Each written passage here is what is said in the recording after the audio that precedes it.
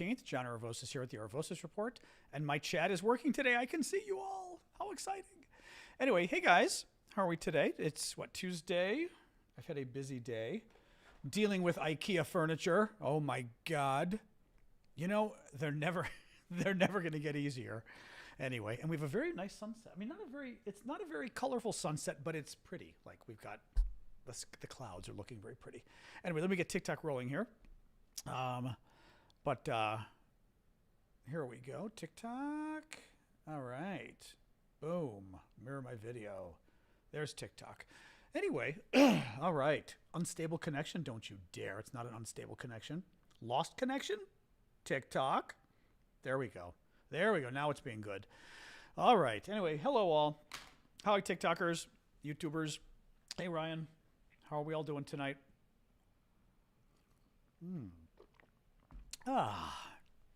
Yeah. Hey, Big Hawk. Hey, guys. All right. Yeah, keep the... I always forget to ask this too, but make sure you like the broadcast, hit the like button, hit the follow, all that fun stuff. I always forget that, but apparently it can help. Thank you. Who's that? John S. with the gift. Thank you, John S. Thank you. Who's a TikTok novice with the hearts? Oh, anyway, welcome, guys. As always, a lot of news today. Oh, lots of gifts today, too. Yay! Lori with the hearts. M. Fuller with the very cool coral. Thank you, guys. But, yeah, a lot of news today, so I think it'll be an interesting news day. Not a small... Thank you, Vicky. Oh, those are cool. I never quite realized how those hearts actually worked. Thanks, Succeed. Who's that? Sherry. Thank you. And somebody with the heart who doesn't have a name, but you have a crown and two little blue things. Oh, Terrell. Or Terry. That's it. Terry. Okay. Oh, hey, Marie. Hey, Mustard. Thank you. Terry. I'm going to go with Terry. I think it's Terry. Terry? Hey, guys. Hey, Crimson. Just Human. Oh, hey, Big Hawk. Thank you. Yeah, lots of people today. This is good. This is good. Hello, all. Oh, more hearts. We're getting all the Valentine hearts today. Thanks, Vicky. I know tomorrow's Valentine's Day. I'm going to get yelled at again by my mom. I never send her a Valentine. I don't send Valentine's cards. She gets mad every year that I don't send a Valentine's card. Thank you, Joe. I'm bad. I should get her one. I know. And then by the time I remember, like now it's too late. So it's like, you know. Oh, God. Anyway. Thank you, Vicky. Thank you, Pedro.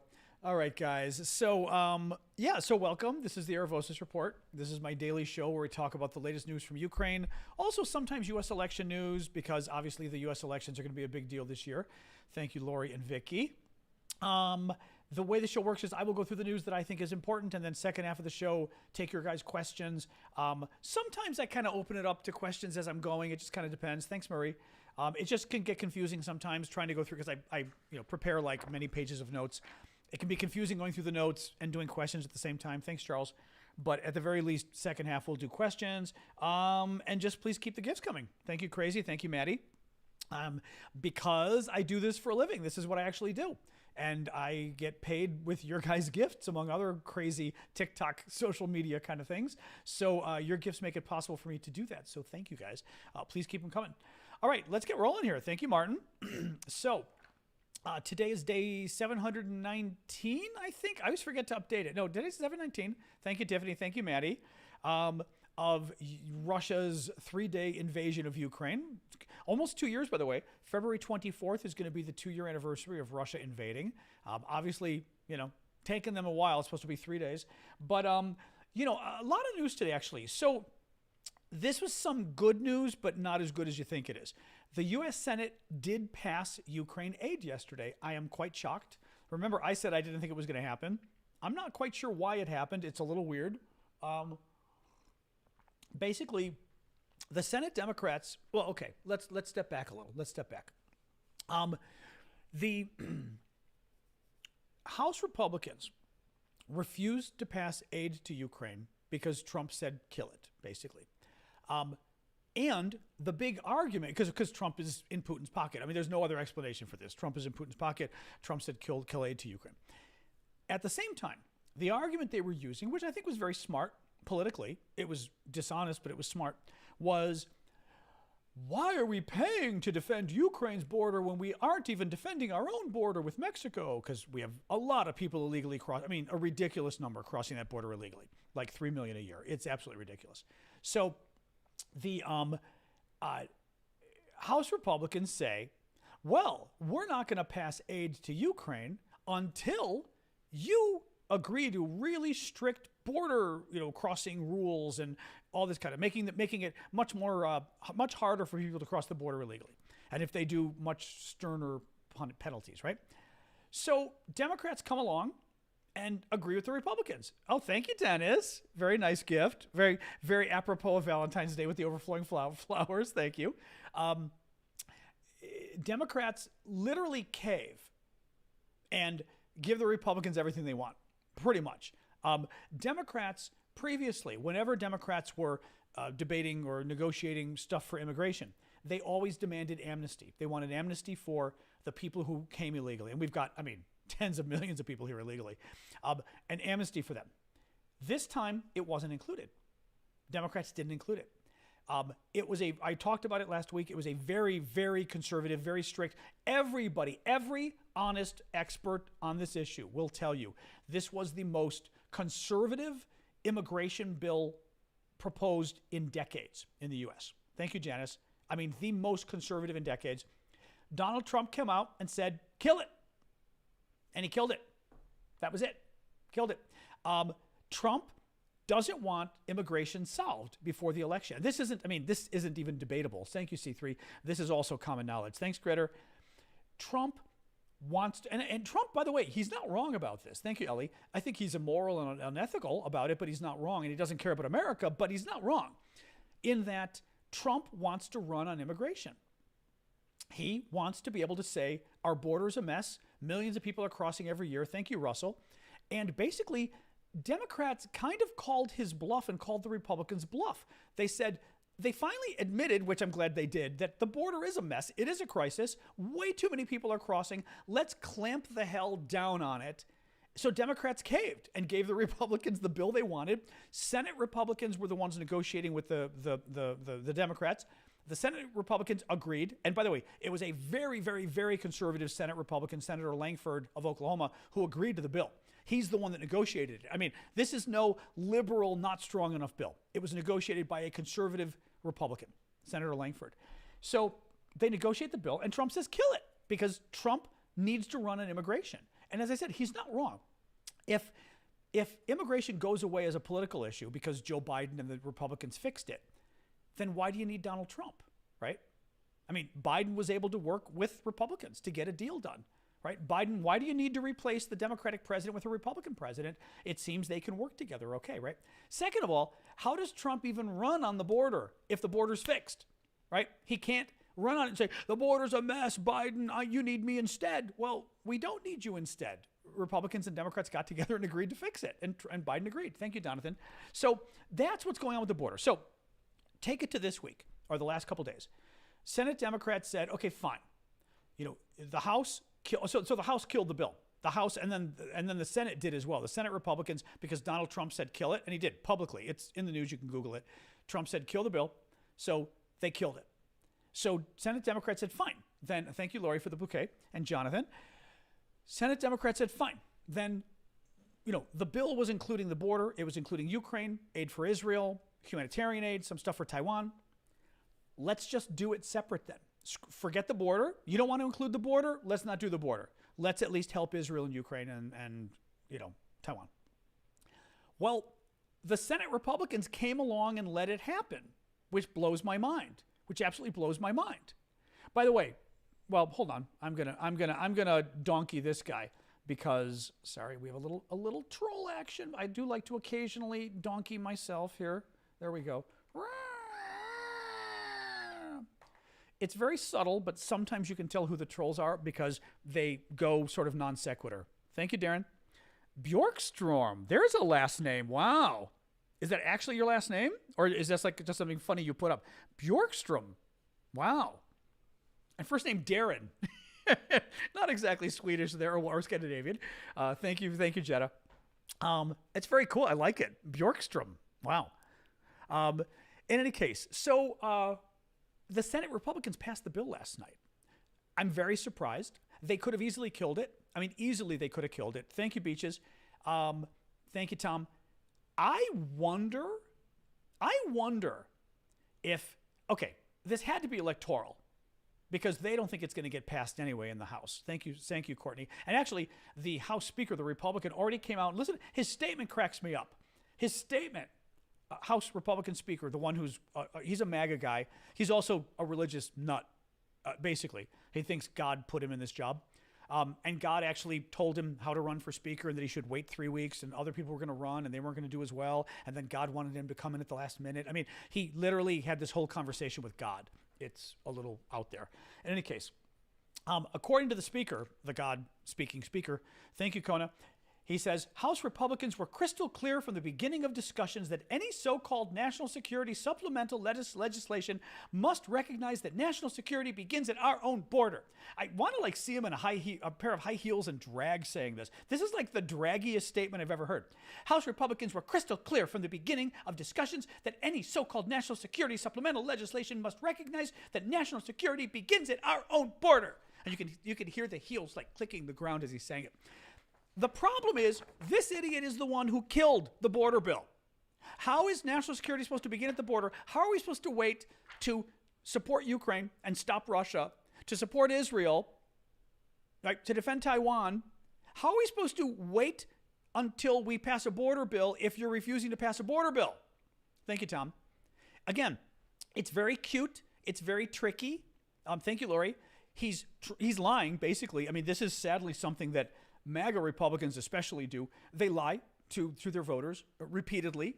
Their voters sadly accept it. I've never quite understood that, but they put up with it. He's lying to them. This is the mendacity we talk about. Sort of the mendacity of the mendacity of MAGA, the MAGA mendacity, where he's just lying to people.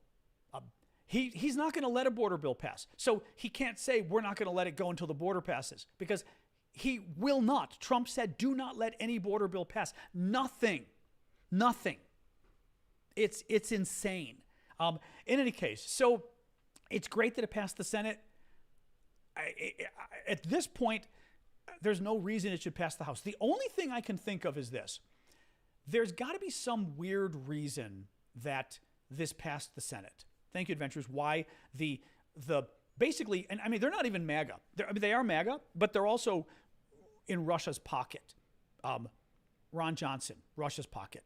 J.D. Vance, Russia's pocket. That idiot son of the libertarian, what's his face? You know what I mean? Bah. Rand Paul, totally in Putin's pocket, totally in Russia's pocket. The only reason these guys are not, and they could have killed the bill in the Senate and they didn't, is I think because McConnell looked at it and said, we need to pass this to give some of our members, because there's a lot of Republicans up for election. Republicans, thank you, Soren, are expected to take the Senate this year. Currently, at least, the math is that Republicans will take the Senate. They will get the majority in the U.S. Senate. And I think McConnell is worried that not passing aid to Ukraine and not passing aid to Israel potentially could hurt some of the Republicans. Maybe some of the ones in more moderate seats. I don't know. That's the only explanation I can think. Thank you, Simon. It's the only explanation I can think. But again, I don't see this going anywhere. I just don't. House Republicans aren't going to pass it. It doesn't mean something may not change, but at this point, Trump is on Putin's side, and the House Republicans are on Putin's side. They're on Trump's side. Trump's on Putin's side, and Trump said, "Don't do it." They're not going to do it. They're not going to do it. And to hell with national security. They don't care about American national security. So I just have to throw this in because we love Elon Musk on the show, as you know. Elon Musk does one of his Twitter live things. Like they do this live hosting. It's kind of like radio that they do on Twitter. And he does it with Ron Johnson, who's a total lunatic in Putin's pocket. But I mean, he's crazy. He's a U.S. Senator, Republican from Wisconsin, out of his mind crazy, and totally in Russia's pocket. With Vivek, who's a lunatic grifter and totally in Russia's pocket, the guy that was running for president, Vivek. He did it with, J.D. Vance. No, not J.D. Vance. Mike Johnson, who's totally in Russia's pocket. He used to be a normal conservative Republican. Not Mike Johnson, Mike Lee, excuse me. Not Mike Johnson. Mike Johnson's the speaker. Mike Lee. Mike Lee was a U.S. Senator, used to be just a conservative. Now he's pro-Russian. He's crazy. I mean, lost his mind. His Twitter feed is literally sounds like it's being written by the Kremlin. It's crazy. In any case, listen to this from Elon. Elon says during the thing, there is no way in hell that Russia could lose the war. Elon's very upset. He says, this spending does not help Ukraine. Prolonging the war does not help Ukraine. Elon literally is spouting a Russian talking point. It's a talking point that is, and by the way, somebody wrote that up for him, I think, because it's a talking point that is routinely used by the pro-Russian forces.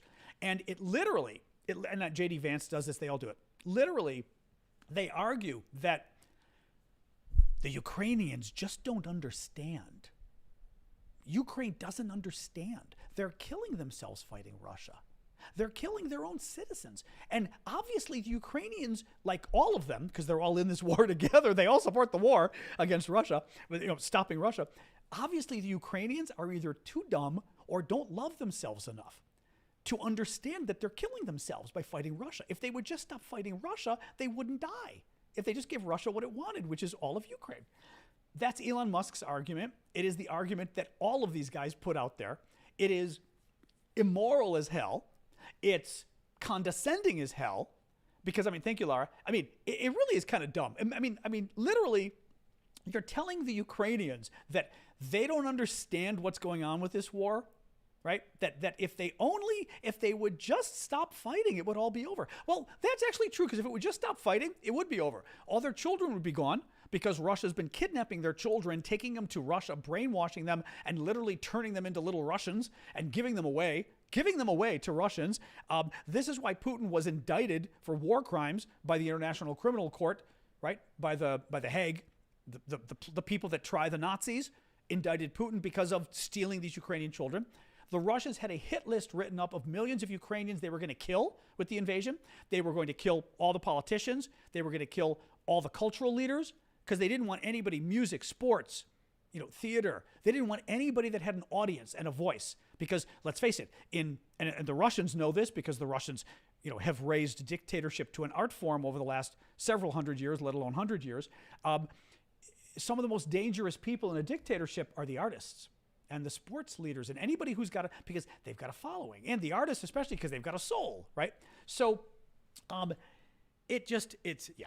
So yes, the Ukrainians could give in or give up. Russia would literally wipe out their country. Ukraine would cease to exist as a country. It would probably cease to exist as a nationality. The Russians would kidnap all their children and take their children to Russia, and that would be the end of it. And then the rest, a lot of the adults would be murdered, which the Russians have done before, by the way. They've killed millions of Ukrainians before. Yeah, they could. It's a wonder the Ukrainians want to fight. It just blows my mind. It blows my mind, Do I see an end for this war? Well, it depends. No. The only way to end the war is for Ukraine to join NATO, literally. A, Russia needs to lose, and B, Ukraine needs to join NATO, so Russia won't touch them. Russia, the best thing that happened, the Russians hate NATO, because you know what NATO is? NATO isn't a threat to Russia. That's not the problem, because NATO's never been a threat to Russia. NATO is peaceful, and NATO is a defensive alliance, and NATO's never gone on the offense against Russia. The reason the Russians hate NATO is because NATO is literally, the wall that Donald Trump never built with Mexico is NATO. Russia knows they can never take back Latvia, Lithuania, and Estonia. They can never take back Poland. They can never take back any of either the countries that were part of the Soviet Union that Russia ran and Russia held hostage, or the countries in Eastern Europe, the Eastern Bloc, the Warsaw Pact, Poland, Bulgaria, Romania, East Germany, Czechoslovakia, all these countries that Russia put Stalinist dictatorships in and Russia controlled. Russia can't get any of them back because they're all in NATO. And it pisses them off. So that is the only way to stop this. Yes, the only way to stop the war, to end the war, is A, beat Russia, kick them out of Ukraine, and the second they're kicked out of Ukraine, you literally, it's like a science fiction show. You put the shields up, around Ukraine, and they're now a member of NATO. Russia attacks, they're at war with the US, and they're at war with everybody else. That's it. Russia controlled Romania? Are you kidding? Ceausescu. Oh, yeah. Yeah, the dictator's name was Ceausescu. He was one of the worst. died on Christmas Day along with his wife. He was shot in the head and everywhere else by a firing squad of the citizens lined up against the wall. They filmed it. It was a glorious thing. Christmas Day, 1989. Yes. Oh, yeah. He was one of the worst in Romania. Oh, my God. And the Russians controlled the entire... he was Romanian, but the Russians controlled the... Oh, yeah. The Soviets controlled the entire thing. Oh, yeah. The Soviets controlled Eastern Europe. It was beautiful. Yeah, you know that, Caleb. But the Soviets created Eastern Europe. When I say Eastern Europe, I mean the Eastern Bloc. They created Stalinist dictatorships in all the Eastern European countries. I mean, in their bloc countries. Yugoslavia kind of got out of it a little bit, right? Greece survived. Greece almost fell part of it, but didn't. Oh, yeah, horrible. He did have a trial. You can Google his trial. His trial is on YouTube, Ceausescu's. They don't show the execution. I think there's got to be video of the execution.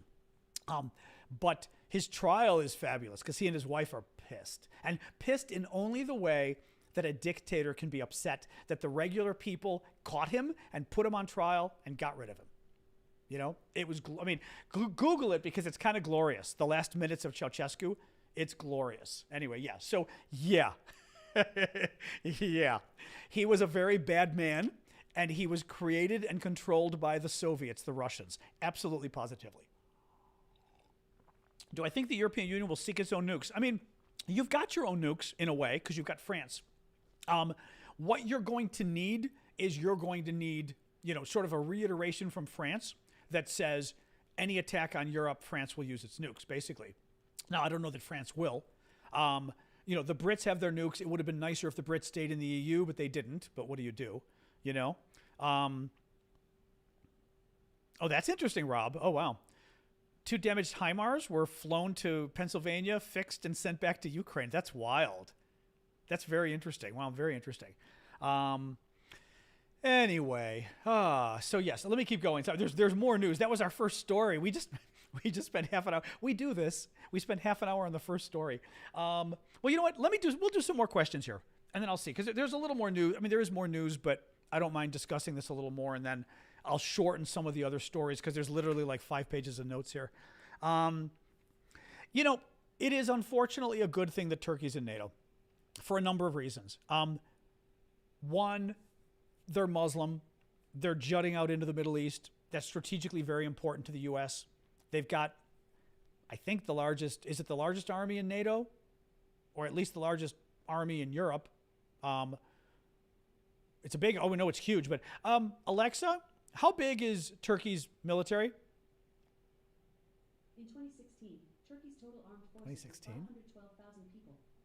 Okay, that's useless. Also 2016. Well, it's not, if it's 500,000 people, it's not the biggest army, right? Alexa's weird, though. She said 2016, too, so that doesn't really help us. Yeah, I know. You know, the thing is, hey, Google, how big is Turkey's military? According to Wikipedia, according to the International Institute for Strategic Studies, Okay. in 2020, the Turkish armed forces had a total strength of around 890,000 890,000 and personnel amount to approximately 355,200 individuals, so, consisting of 200 okay, Google, stop. Like 890,000 or something. They have a very large military, basically, yes. So, and they may be the largest in Europe at least. That's possible. But I know we always talk about Turkey sort of being the biggest. So yeah, Turkey's very important. Turkey's very important. Your Google answered. I know, all the Googles around the world. I've always said, like, it would be like, Google, launch the missiles now. And it's like worldwide. It is always kind of a weird thing. Is it an actual possibility for Ukraine to beat Russia and join NATO? I mean, yes. The problem is we don't want Ukraine to win the war. So we're not giving them the weapons to win the war. At this point, there's no possibility of Ukraine winning the war. We don't want them to. Even before the Republicans stepped in and cut everything. Cut everything. The cup is from Amazon. But the Republicans just cut all the aid, whereas Biden wanted enough aid to go, but didn't want them to win. Yes, the Brits want them to win. The Americans did not want the Ukrainians to win, nor did the French nor the Germans. We wanted there to be a tie, and we've got a glorious tie. Why? Because Vladimir Putin would get angry. The concern, and I guarantee you this, the concern was, let me pull this up on the fabulous T-shirt map. The concern was, okay, you've got this is all the Russian-controlled territory of Ukraine. We all kind of felt like, okay, if Ukraine wants to get back the stuff that Russia took in the last 2 years, that's okay. But Crimea, we don't want Ukraine to give Crimea back to Russia. Russia stole Crimea back in 2014 when they invaded then. We don't want Putin to get Crimea back because Putin really likes Crimea. And Putin will get very upset if the Ukrainians take Crimea back. That's why. And Biden said from the beginning repeatedly, and I think it was a tell. It was a mistake, obviously, but also he was letting us know. Biden from the beginning kept talking about how escalation, angering Putin, nuclear war, they've got nukes, World War III, oh my God, we can't make them angry. We can't give MiG fighter, the Poles were going to give hundreds of MiG fighter jets to the Ukrainians. We can't do it. Putin will get angry. Patriot missiles, Putin will get angry. HIMARS, every frickin' missile system, every single system, Putin would get angry. And finally we gave in after a while. We don't want Ukraine to win because Putin will get angry and Putin has nukes and Biden's afraid they'll, whatever. They'll go nuclear or something, which I think is ridiculous. I mean, why is Crimea so important? It's a huge port. Sevastopol in the south is a very important military port, Navy port.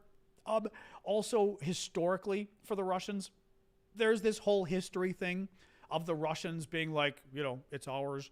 And I think for Putin, it's kind of this jewel in the crown of the thing he won back for Russia. So if he loses it, it's, a poke in his eye, I mean, I know it's ridiculous. Also, I don't see Russia nuking anybody. That's the thing. Because Max was asking what's the worst can happen. Yeah, the worst that can happen is, I guess, Russia launches its nukes. But who are they going to launch it against? Russia's going to launch nukes against Ukraine. They're going to launch nukes against Crimea. Well, I mean, and if here's Ava's map. I mean, okay. Again, if you can kind of see. So Ukraine's here, surrounding country. This is the Black Sea. Crimea. So Russia's going to nuke, somewhere around, are they going to nuke somewhere around here and risk fallout going to Romania, Bulgaria, Turkey, right? NATO countries? Are they going to nuke Kyiv and risk fallout going over to Poland or, again, Romania, NATO countries? I mean, going into Russia? Really? Also, if Russia uses a nuke in Ukraine, that's it. That's it. NATO goes to war, I think, if they use a nuke. Although not anymore. That's the joke of this. Because now MAGA Republicans have made clear that they have no interest in war with Russia, no matter what, to the point where, I mean, no one wants war with Russia, but that they will never go to war with Russia. Trump has said, invade all you want. Not just, and by the way, Trump didn't just say it for the countries who weren't spending enough on defense. Trump made clear 3 years ago, he hates NATO. He wants the U.S. out of NATO. He wants NATO disbanded, and he will not get involved if Russia invades Europe. So why Russia would get involved, or why Trump? Thank you for the gifts there. So who is that? Sorry, guys. I saw a couple of the gifts fly. Tarad. There were a couple here. Oh, several from Tarad. Maybe it was all Tarad. Thanks, Tarad. Very nice of you. It is all Tarad. Thank you. Any case. Let me do some of the other news we got here.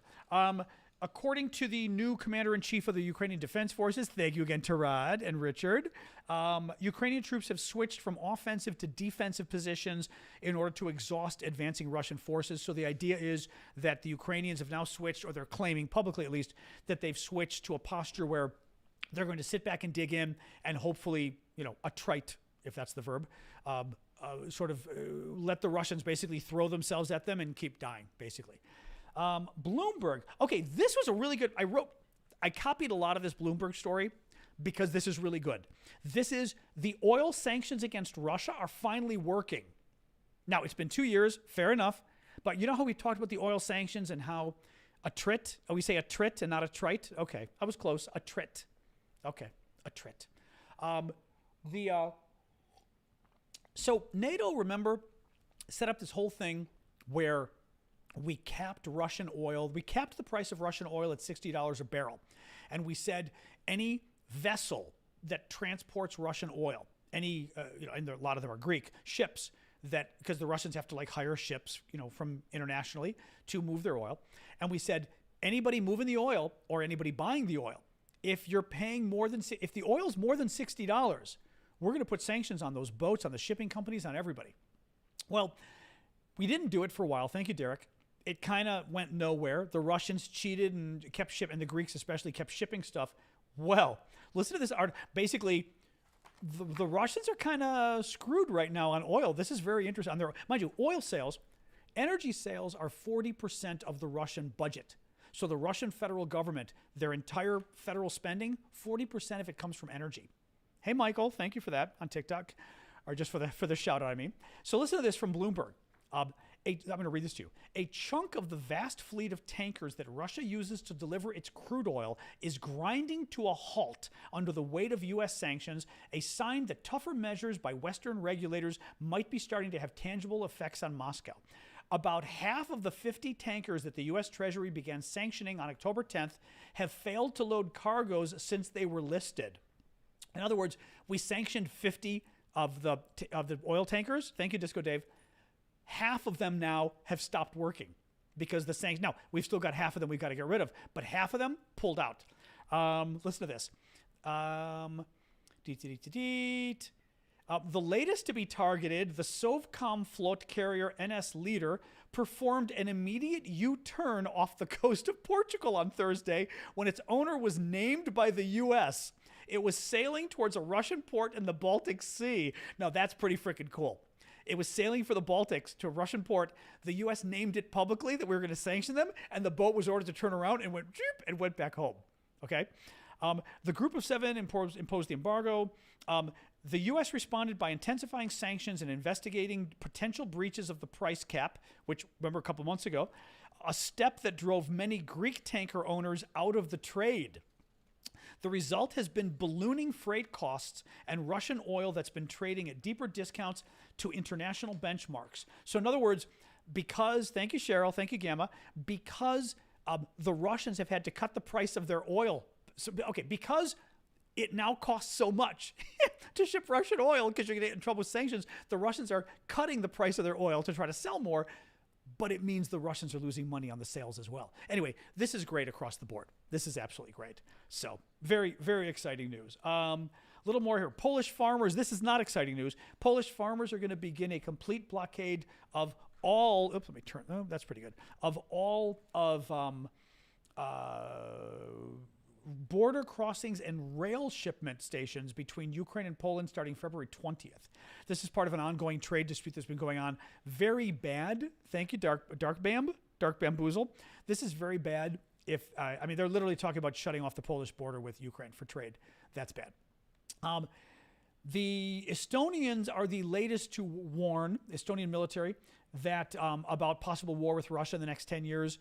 They're getting more concerned because the Russians, I think pretty much, I didn't read the report, but I read the media summary of it, that in response to Finland joining NATO, again, you've got Russia down here, Ukraine's over here, France, Britain, Germany, Poland, Italy, Greece, Turkey, okay, Ukraine's here, Bulgaria, Poland, not Bulgaria, sorry, Belarus, Poland, Lithuania, Latvia, Estonia, right, the Baltic states that used to be part of the Soviet Union, Finland, Sweden, Norway. Well, Finland's the newest one to join NATO. The Russians are pissed. So the Russians are they're making long-term plans to move more troops here, but also near Estonia as well, because Estonia is right here. And the Estonian military is getting very worried that this is basically a precursor. It could be a precursor to Russia playing some military games in the next 10 years. It's very interesting because what they were warning was even though, let me read this actually.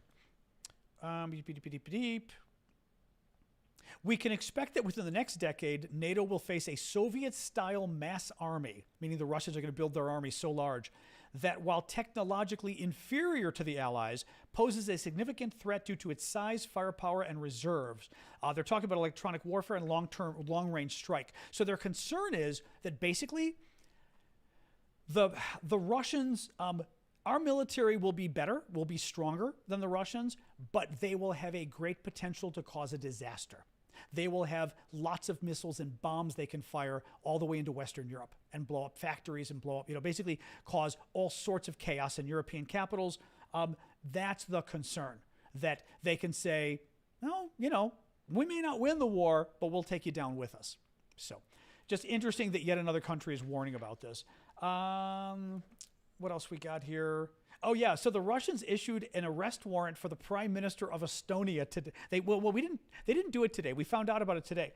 Apparently, Russian independent media outlet Mediazona was able to break in or get a copy of Russia's files, their Ministry of the Interior's files, and the Ministry of the Interior is like basically the domestic KGB of Russia, and they were able to find a list of 100,000 people that are basically, that Russia's issued arrest warrants for. One of them was the Prime Minister of Estonia. They want to arrest her because she's anti-Russian, right? They put a Ukrainian Eurovision Song Contest winner from 2016. You remember this, we talked about before. Most, if not all, of the International Criminal Court that indicted Vladimir Putin for war crimes, they added him to their war crimes list, to their indictment list. So they put out an arrest warrant for the International Criminal Court at The Hague. I mean, we are dealing with children here.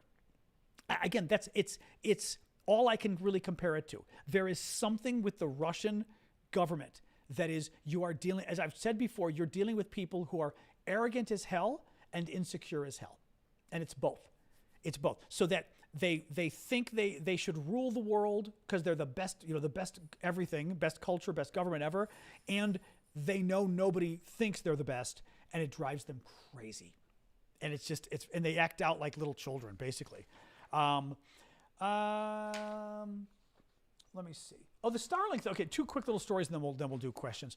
Starlink. We talked yesterday about Starlink. So the Ukrainians, thank you, Montserrat, for the gift. Ukrainians are saying that they think the Russians are illegally getting Starlink internet that they're using in occupied territories in Ukraine. Thank you, Sean. Elon put out a weird statement. Yeah, Elon Musk of Twitter and Starlink and all that, all the different stuff, SpaceX. Elon puts out a statement yesterday from the company saying, we aren't selling any systems in Russia or something like that. And everyone, again, when we looked at the statement, adjusting my lighting here, it's getting darker. When we looked at the statement, I said this yesterday, that it was one of those like fishy statements like, oh, you're not selling them in Russia. That's not the same as the Russians aren't getting their hands on them and using them, right? Well, independent media outfit today found that Starlink terminals are for use. Oh, Starlink terminals for use in Ukraine are available from private sellers in Russia, starting from $2,600, according to the report. So big surprise, but we kind of knew that. And finally, the Russians are reportedly auctioning off looted artwork that they stole from Ukraine. A painting that was transferred to the Simferopol Art Museum following Russia's illegal annexation. Thank you, Louis. This is from the Kyiv Independent. You can always tell by their language. Following Russia's illegal annexation of Crimea, has appeared on the list of a Moscow auction house. Yeah, so they're stealing Ukrainian art from the museums and selling it. Again, who does that remind you of? Right? Who goes in and takes over countries and steals all their art? Now, I'm not talking the British 200 years ago. I'm talking now. In recent history, it was the Germans in World War II, because the big guy liked to steal his Western artwork, and it's the Russians. So, all right. Anyway, yeah, too, the British didn't sell it. We'll give them credit for that. No, the British did preserve it. I will give them credit for that. The British preserved it nicely. So, anyway, so how are we tonight, guys? Let's do our questions, comments. We talk about any of this stuff. Ooh, what else is going on? Oh, I'm gonna yawn at you again. What's up, folks? This is the Q&A part of the show where we hang out. I wasn't going after the Brits. It was just sort of throwaway.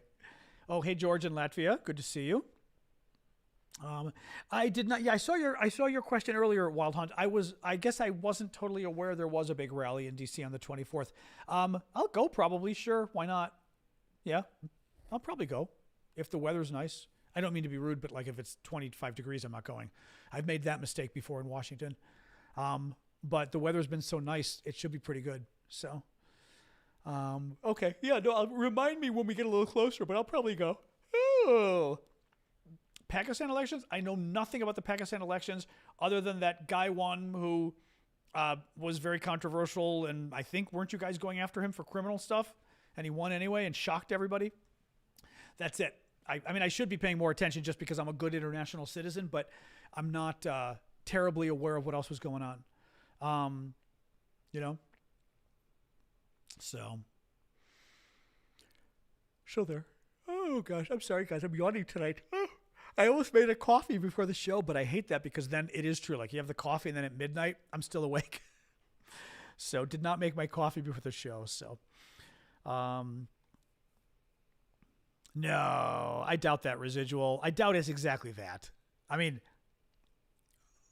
you know, is it? I mean, well, maybe Callum can tell us about the first minister and Hamas and donations, but I'm guessing the story might be a little more complicated than that. No, I think that's what I thought, Callum. Yeah, I was going to say, I suspect the story's a little more complicated than that.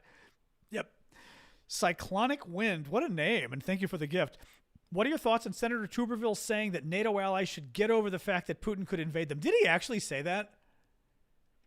What? Let me pull that up and see exactly. That's insane. Let me pull it up and see exactly what. Let me see. Tuberville. I'm going to yawn at you. Tuberville, NATO, get over. Oh,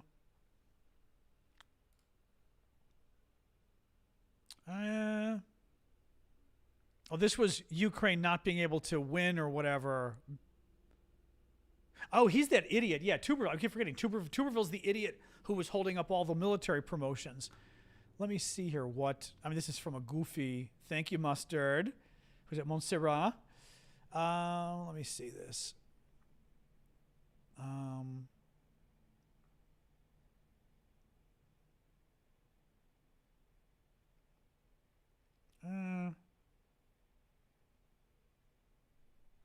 He said, for NATO, they know better. NATO is supposed to have 2% of their GDP. President Trump went over there in about 2017, said, listen, you're either going to pay up or we're out. You're going to have to pay your fair share. We're paying almost everything. Again, he has no idea what he's talking about.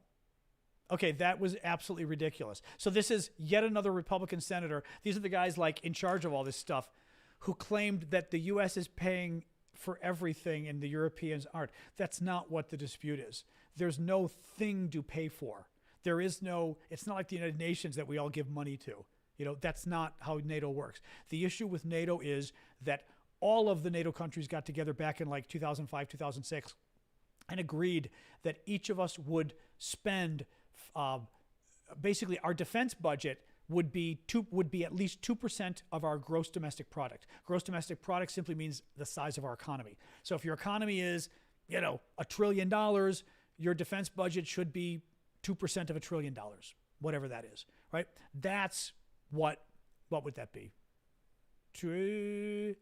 I hate doing that stuff in my head when I'm like, that would be 40 billion? 40 billion? Yeah, maybe, right? So that's 2%. So it'd be twice that. 2 billion? 220? No, it's not 2 billion. It would be 20. It'd be 40 billion. 40 because it's 2%. If it were 1 trillion, right? Oh, no, I'm sorry. 1 trillion. You're right. 40 billion or 20 billion. You're right, Mustard. Yeah. In any case, but that's the way you calculate. Of course, you would do a much better job than I do live on the show with you, but that's how you do it. So each NATO country is supposed to pay at least, supposed to have their defense budget be at least 2% of the size of their economy overall. Half the NATO countries might make it there this year. Only 9 of the 32 are there. Thank you, B. Smith, which is ridiculous. But first of all, for Tuberville to say we're paying for all of it, we're not paying for anything. Our defense budget is our defense budget. The U.S. would not have a smaller defense budget if Europe had a larger defense budget. That's not the way it works, right? We've got our defense budget to protect American interests around the world and protect the U.S. It wouldn't be smaller.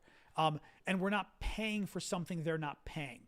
But when it comes to stuff like Ukraine, the Europeans, if they had put 2% into their defense budgets, they would have been able to do a lot more to help Ukraine. So that is true. But as I've said repeatedly, what Trump said was idiotic. And it was dangerous. You don't say, and what Tuberville's saying is dangerous. You don't say, we're not going to agree by our NATO commitment unless you pay more. Well, then you've just told the Russians they can invade. And you're not going to come. Basically, the Russians, all they need to do is do a spreadsheet, do the math, and say, okay, which countries haven't done, stop that, which countries haven't paid 2% of their defense budget, right? If they haven't done that, then we should invade them before Russia. We'll get away with it. That's insane. America shouldn't say it. It's dangerous as hell. That is not the way you do it. That is just not the way you do it. Is he an idiot? Cool. The Intel guy. I typically don't care about videos people make about me. Like for years, people made videos about me and they're always nasty. So I tend not to care. And I'm sure if he's doing one about, well, it depends, I guess, who he is, but I don't really care. No. I know. Yeah. So results tonight, very interesting. So tonight is the election in New York. So what's his face? Santos, George Santos. Remember the guy, I say fabricator, not fabricator making counters, but fabricator as in liar, who got run out of Congress because he was such a serial liar. I mean, lied about everything. And the election is tonight. Or was all day, obviously, but the results are tonight. My friend Damien said the polls close in New York at 8 o'clock tonight. And let's see what happens. But it looks like a Democrat might win. And if a Democrat does, it just makes it all the harder for Republicans. So pretty interesting. So explosion at a main gas pipeline in Iran. That's interesting. Although now, as we know, that could be anything. That could be Islamic Jihad doing it, you know? So, I mean, you know, interesting though. But yeah, so George Santos, wow, that's going to be amazing. No, I don't think it's wrong at all. I don't think so, Aaron. First of all, that's literally the way it works. Congress gets to pick who they seat and who they kick out. That's part of the rules. And as we've learned, kind of like with Trump, I don't actually believe that. I agree. Look, sorry, I should have read the comment. He said he didn't agree with kicking out Santos because the voters should decide. I would agree in principle that I like your idea in the sense that because as we've seen with, frankly, Trump and MAGA, they can politicize everything, right? And you don't want a situation where people are just kicking out members of Congress because they don't like the Democrat or they don't like the Republican, rather than they literally did something worthy of being kicked out. Having said that, there is a process in Congress for seating members of Congress and for kicking them out. So it's something that was built in. Like part of the whole process is that you vote, but also in extreme circumstances, they can kick somebody out. And honestly, the Trump stuff worries me so much that at this point, I think, and I have to bring that in because the voters clearly aren't responsible enough. They're not. That doesn't mean, no. Now, with Trump, for example, you should have to follow a judicial process of some sort, right? You shouldn't just be like, I don't like him, I think he's crazy, we should, not let him run or whatever. But you've got to follow a legal process. But voters, not the smartest people, we've found and we've learned. And voters don't really care about the country turning into a dictatorship and becoming fascist. And breaking all the laws and milking the cow. And I mean, all the money Trump stole from the government. I mean, it's just from foreign governments and everything else. It's ridiculous. I'm not going to say we throw out what the voters say, but I sort of have zero respect for voters at this point. Because like I said, I thought Americans were better and we're not better. Sadly, I thought the Europeans were the crazies when it came to sort of the extremes, and our guys are we're just as fascist as the Europeans, clearly. Thought we were better, but we're not. But I'm sympathetic to your argument, though, because you do run into a danger, though. If it's not the voters, it easily could become political, is the danger. That again, a Republican or a Democrat just says, I don't like this, let's just get rid of them anyway, because we can get enough votes to get rid of them. And that's dangerous. I agree. But exactly, Val Walker is saying if you violate ethics rules, you should be kicked out. That's the thing. There is a process in Congress for kicking out members. That's the thing. So it's not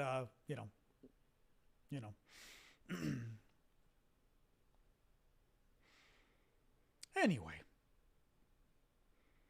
What else we got, guys? What else? The 30s Germans? I doubt it. I doubt it. What do you mean? I don't think so. MAGA has been conned, but there are also people who are willing to be conned. So, well, I don't know if there's foreign money funding our Congress. I mean, I'm not sure what you mean, Terry. That I'm not too sure about. What do you mean? There's been Tucker's interview with Putin's over. There's been no more fallout about it, which I'm kind of glad. It kind of went poof and went away, which was nice. Estonia, yes, Estonia is. Estonia does pay more than 2% of the GDP to defense. I'm not sure what your point is. Oh. Well, true. Except, by the way, the Americans aren't going to come defend you anyway. I mean, the MAGA Republicans are never going to come and defend Estonia. There is a 0% chance that they would defend you guys. Thank you, Nicholas. 0%. That's the problem. They don't care about you. They care about the Brits. Probably nobody else in Europe really, unless they've got like a lot of constituents of that ethnicity. But the Brits are probably the only. But Estonia, 0% chance they'd come and defend you. So it's not good. Your 2% is great because Estonia is like what are you, number 3 maybe even? It's the Poles, the Americans, and maybe the Estonians. The Estonians are really high up in terms of how much, what percent of their, what percent of their GDP they spend on defense. The other ones were, I think all 3, we did it yesterday. I think I still have it here.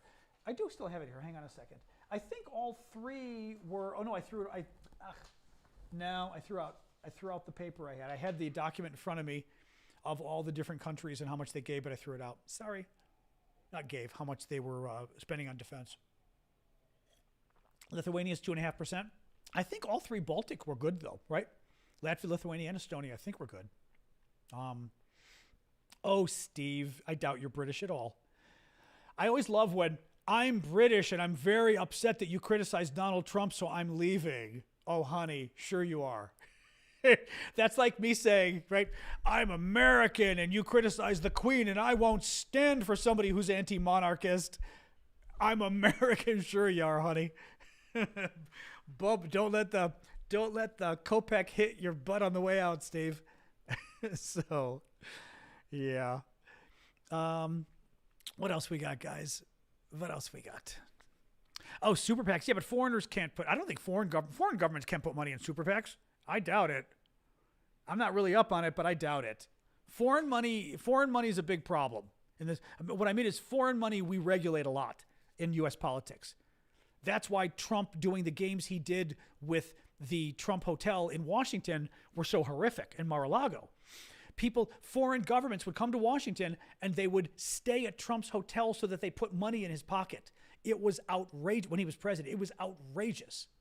Absolutely outrageous. He would also hold every event at his hotel so he could charge the federal government every time he would do. So he'd hold a summit or whatever it was at Mar-a-Lago with the Japanese. He would charge the federal government for using Mar-a-Lago and then make the Japanese stay at Mar-a-Lago and make them pay him and make the Secret Service stay at Mar-a-Lago and make them pay him. It was the most corrupt thing on the planet. And especially not just corrupt in terms of lining Trump's pockets. Again, let's face it, guys, take the name Trump out of this and we would all agree it's horrific if a president did this, especially getting money from foreign governments who come and buy. I think the Saudis bought an entire floor at Trump Tower in New York. Wasn't that something back at the beginning of Trump's thing? I mean, sickening the kind of money these people sent his way.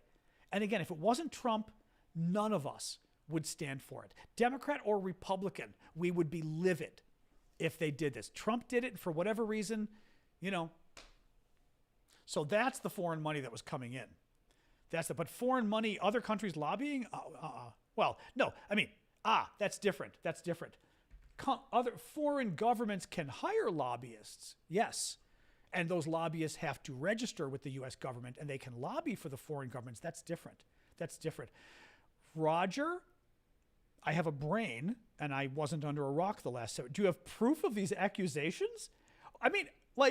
You're literally taking that's not even questionable that Trump had foreign leaders and all the foreign governments paying at his hotel.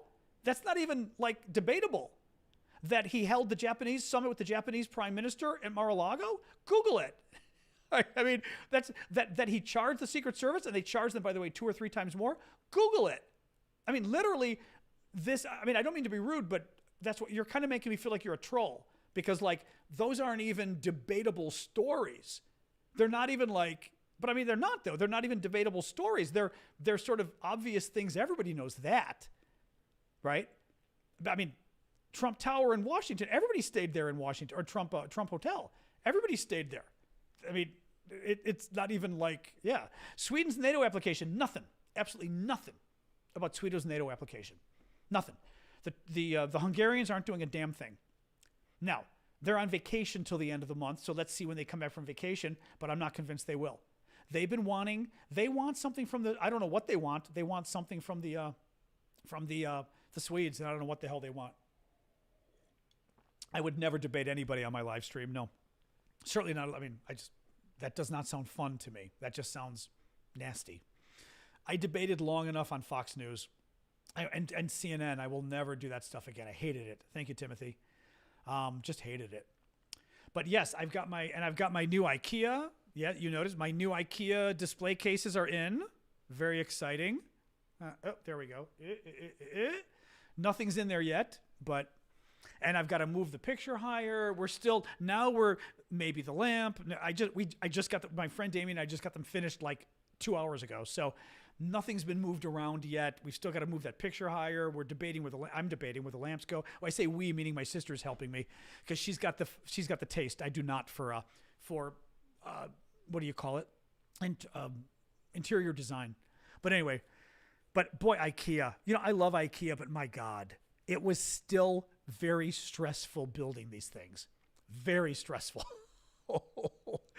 I mean, my God.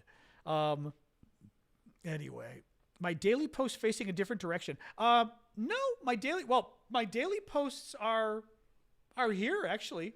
No, you're getting the same. I'm trying to think, or are you getting more? No, my daily posts I think are pretty much the same. The thing is, this is my iPad and that's my phone. It's the same direction though. I mean, the daily ones might just be a little bit more. I don't even know what the angle is. No, it's the same though. Oh, I mirrored the lives. Oh, that's it. It's the mirroring. Hold on. Here, we'll take the mirror off. Like, you mean like this? See, that's the difference. Okay. Sorry, the TikTokers. See, I mirror it because when I do maps and things, if I don't mirror it, see, like I'm showing this for the TikTokers. Look what happens when I leave the camera the normal way. All of a sudden, everything's backwards. So you're trying to look at city. The map is backwards. Everything's backwards. So you mirror it, and it makes, especially with a show with maps, I've got to have a mirror. Because otherwise, it would just be, there you go. I was wondering what that, I didn't know I was like, what are you talking about? But you're right. That is the difference. Yeah. I know. The blue light I love. That's the Philips Hue lighting that ended up being really nice on my ceiling. You guys can see. And it just throws a wonderful like light in the apartment that I absolutely love. Again, I sort of got lucky. I mean, I set it up, but I got lucky that other places it didn't work, but there it worked lovely. Anyone been to Chernobyl? No, though that could be really interesting. That could be interesting. Yeah. Yep. Yeah, well, the yellow lamp is interesting because the yellow lamp, that one is, actually, let me take a picture of it and I will show you guys. That one's kind of fun because,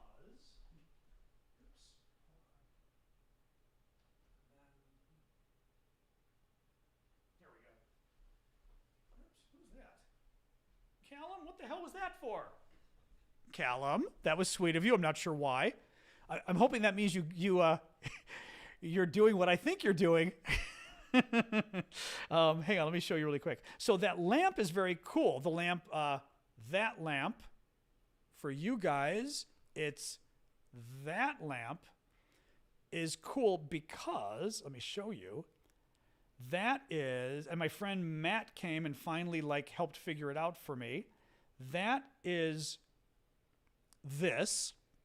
I'll show you.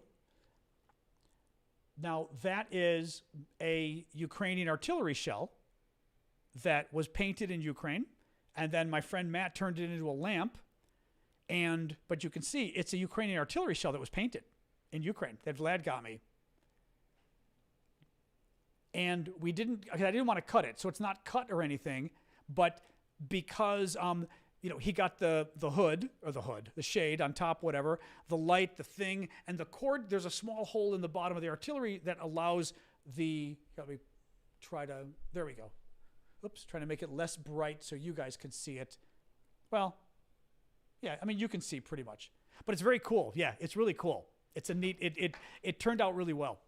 Yep, so very excited. Anyway, this is like what we do on the weekend shows where we get much more, or when I do the morning stuff, when we kind of hang out and chat, which I don't mind doing.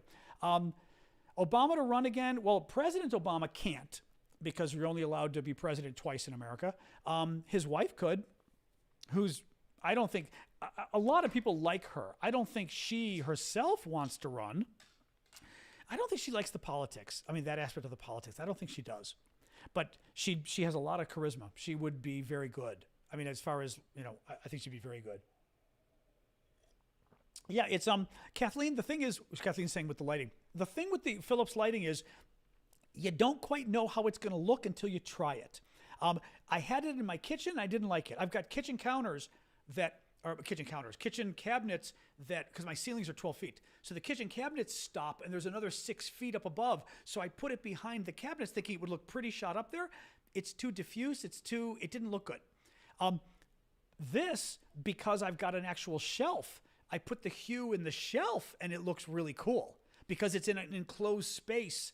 I find like in an enclosed, because it's only, 2 feet tall or whatever, or 1.5 feet tall, it's closed in and it makes it much cooler.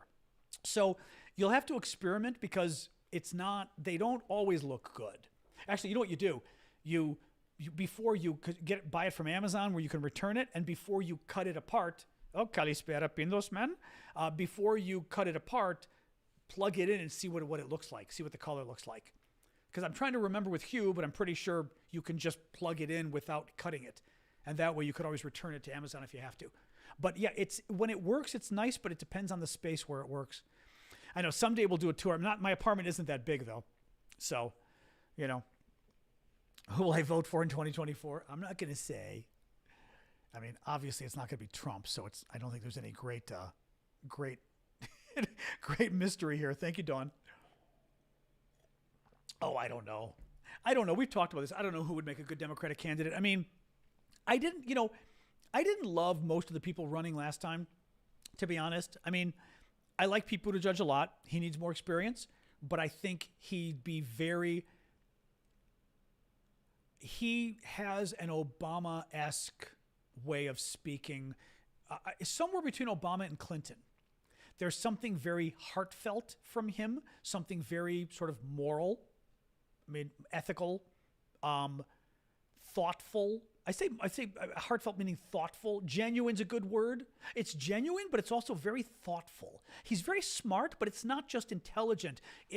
He thinks about stuff and he ponders, and it seems like he actually cares and is thinking about that. Pete Buttigieg, right? He's an American politician, ran for president, small town mayor, really, got on the national scene, impressed everybody. Now he's President Biden's Secretary of Transportation. But very impressed with him. He needs more experience, but very impressed with him. Kamala Harris, I like. So I have no objections to her. I actually like her a lot. She gets a lot of criticism now as vice president, which is stupid because nobody does a good job as vice president. Thank you, Bryce. The whole point of being vice president is that you don't do anything. You're not supposed to upstage the president, other than like Dick Cheney. No one's ever been allowed to do that. So it's really unfair to pick on her and say she hasn't done anything. She's not supposed to do anything. RFK is a lunatic. No, but he really is. RFK is crazy. He's absolutely crazy. He just did a whole video about Ukraine and saying it's all our fault and Ukraine's fault, that Russia's right. Literally did a whole video. I wasn't going to share it, but a whole video on it today that he put out. Yeah. It's NATO's fault. They did this. Poor Russia. They got dragged into the war. I mean, he's crazy. When we say the guy is anti-vax, I mean, he's anti-vax. Okay. RFK Jr., who was, the nephew of John F. Kennedy, our great president. This guy's not great. RFK Jr. claimed last summer that, and it's on tape, tried to deny it, and it was great because he was on CNN. I tell this story, but it was great. He's on CNN, and she goes, so you've said that there are no vaccines that are proven safe, and there are no vaccines that are proven effective. Not any of them. That's not true. I never said that. She goes, okay, play the tape. That's all she said. They play the tape, and you see him. This is from last summer. The tape is only from last summer, and him going, "There isn't a single vaccine that's safe, that's been proven safe, and there isn't a single vaccine that's actually been proven to work." And he's like, "Well, I didn't mean." Total blah blah blah blah blah blah blah. He's a liar. He's crazy, but he's also a liar. Every time he gets asked about this stuff, at least have the courage of your convictions. Thank you, Flower Lady. Oh, the Barbie car. At least have the courage of your convictions. You know? If you're going to be an anti-vax guy, then be proudly. I will give like the COVID deniers, at least they're proud of their ignorance. I mean it. Like, they don't sit there and go, "I never said the vaccine was deadly." Right? "I never said COVID wasn't going to kill you." Right? Or harm people or give people long COVID. At least they admit it and go, "Yeah, COVID won't do a thing to you. You know, vaccine will turn you into zombies in 5 years." They're proud of their ignorance. RFK Jr., literally every time he gets asked about the vaccine stuff, he lies about it. And again, his views are crazy. Now, he was known before for being good on the environment, which is great. He's good on the environment. He's crazy about on vaccines, and he's also just crazy. And he takes Russia's side on Ukraine. So I got news for you. I'm going to say for most of you, you would not like this guy. But for me, it's the vaccine thing. Like, I really don't have respect for people who don't trust vaccines. I really don't. I don't think it's a legitimate argument. I don't think it's a legitimate concern. But to say no vaccine has been ever proven safe and no vaccine has been ever proven effective, you're an idiot. You're just a liar. Measles has never been proven effective. Polio vaccine was never proven effective.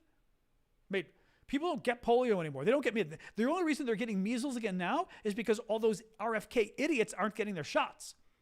And quite literally, that's who's getting measles now when you see the measles outbreaks. He's crazy, sadly, but whatever. Well,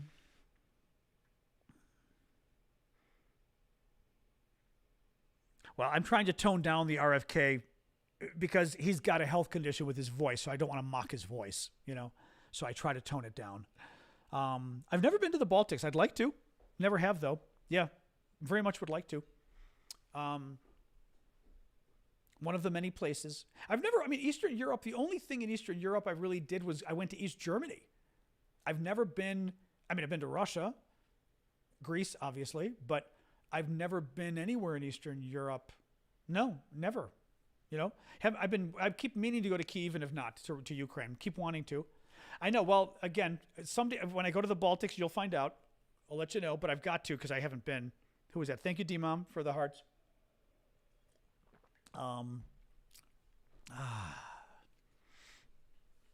What else we got going, guys?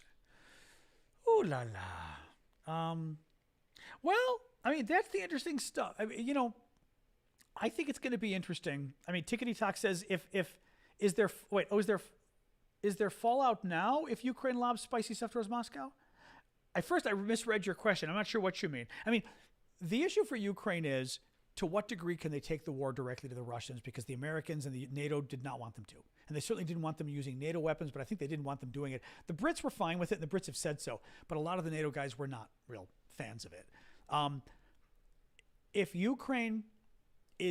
the war doesn't go well for Ukraine, they've got to. I've not been to Prague. No, I haven't gone to Eastern Europe at all. Like I said, East Germany was it when it was East Germany. I haven't been there since. But Janie, I'm not answering that question. Are you?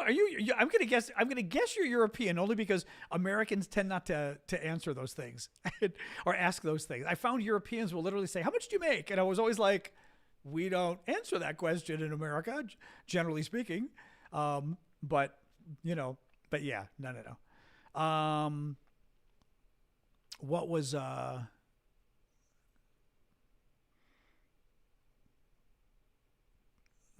JC, I guess, is vying for trollhood over on YouTube. Okay, JC.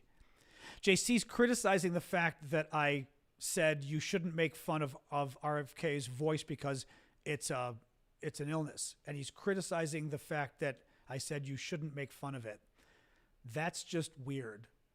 Anyway, mods, keep an eye on him because I think this guy's got to be a troll. He is a troll. Yeah, he's a troll. Please get rid of him. He's a troll. Now he's going off about masks. This is the thing that I say about people on the left can learn this from Republicans and from the MAGA Republicans, I mean, okay? Hey, Arcadian, thank you. Learn this from the MAGA Republicans. These guys, the COVID deniers, are still arguing over COVID.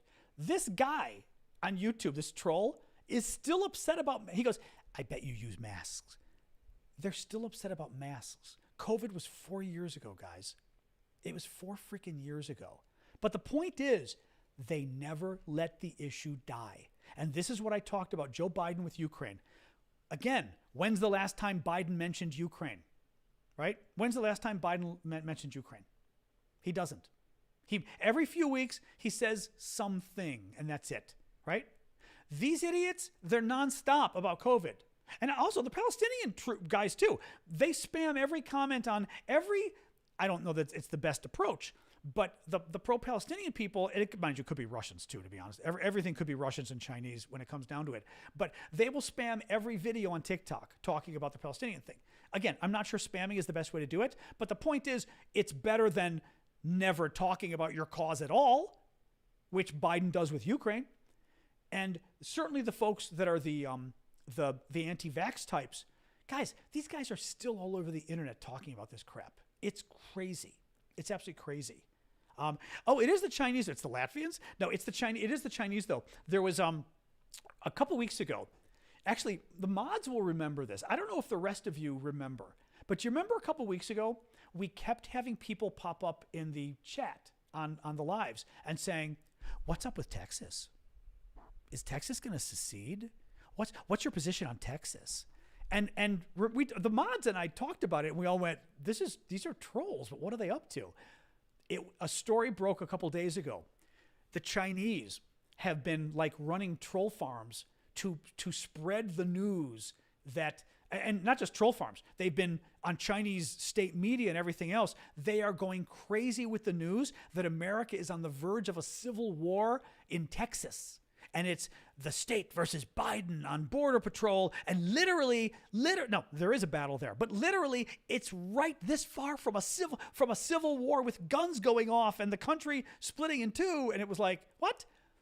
I have a funny feeling about who that was doing all of that. They were clearly trolls, but they might have been Chinese, which is fascinating. Really fascinating. Yeah. So very interesting. Trolls, when you say a troll, usually you mean a person and not a bot. A bot would be, well, generally speaking, thank you, Jeremy. People ask me the terminology. Generally speaking, a bot means a robot, okay?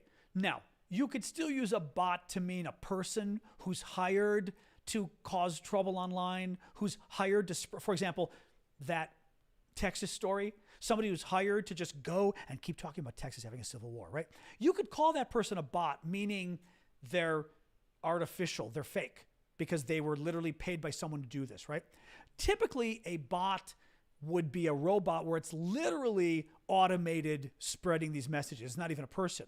A troll would typically be an individual who either is or isn't. Thank you, Mustard. Mustard's just on a roll here.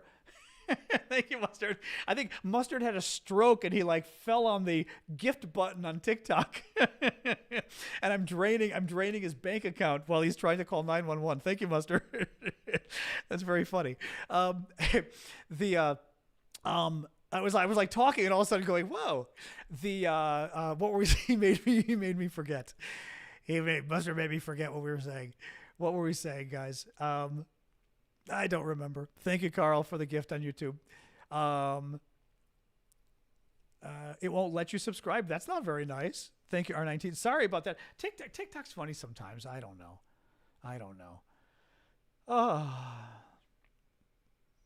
I'm not sure. What do you mean, Tyranchilla? What do you mean? How to keep people on one topic, family with topic hopping of mega. I'm not sure. I'm not sure. Say that again. I'm not sure what your question actually means. Oh, bots versus trolls. Thank you. Yeah. So a troll, the term usually means a person. It does not mean a robot that comes on and chats in these forums, but it's someone who is there just to blow things up. Now, sometimes they're paid, sometimes they're not. Sometimes they're organized, sometimes they're not. But there's someone who isn't there for a real conversation. They just want to blow things up. So they just want to, say racist things, say things about women, say things about, or for us about Ukraine, just, Zelensky's this. I mean, just to say it to piss people off. And it wouldn't be, and it's not part of a real conversation. It's not, well, okay, but how would you, I read a lot in Fox News or whatever, or I hear a lot of Fox News where they say Ukraine is corrupt, and I don't know what to believe with U.S. funding. That would be a legitimate question. Now, it still could be a troll doing it, but that could be a legitimate question. That's something you answer, right? A troll is somebody who comes in and they go, yeah, Ukraine, why are we giving them our money? They're corrupt. We should let them die. That's not someone who's there to Richard, you can throw your question out. I don't always answer them, but you can throw one out there on YouTube. Richard, well, you never have to ask if you can ask a question. You can always ask a question. It just doesn't mean you get an answer. But that's a troll. It's someone who literally is just there to piss people off and start a fight. It's not someone who's there and legitimately happens to be a Republican or a conservative or whatever, or not even pro-Russia, but thinks Ukraine might be bad. Who do I honestly think will win? Where? Russia, or you mean the U.S. election? Or Ukraine? Those are the two things we worry about lately. You mean for Ukraine or which?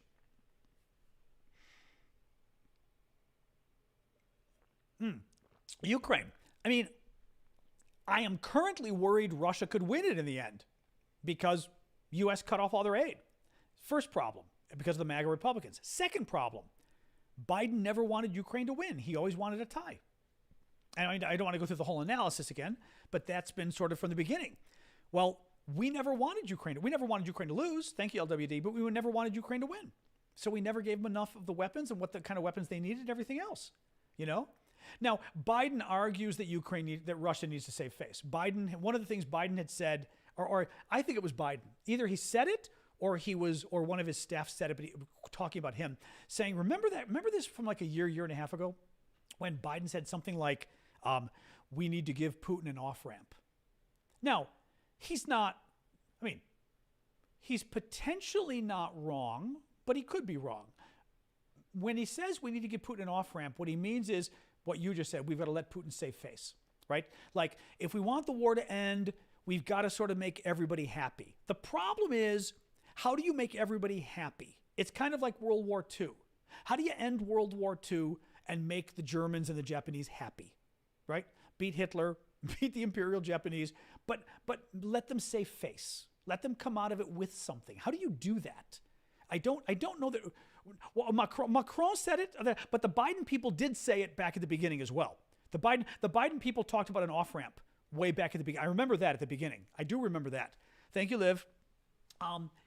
And I'm not sure in this case, first of all, Putin's going to come back for more.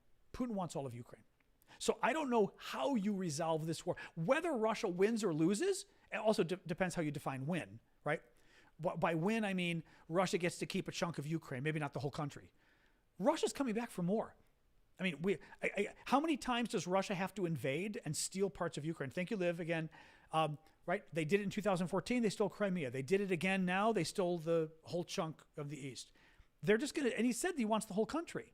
They're going to go after the whole country. The war is never going to end until Russia either takes all of Ukraine, meaning it'll start again in 5 years, or 8 years, until Russia takes all of Ukraine and wipes it off the map, or until Ukraine joins NATO. Well, or until Ukraine gets nuclear weapons, but I don't think that's happening anytime soon.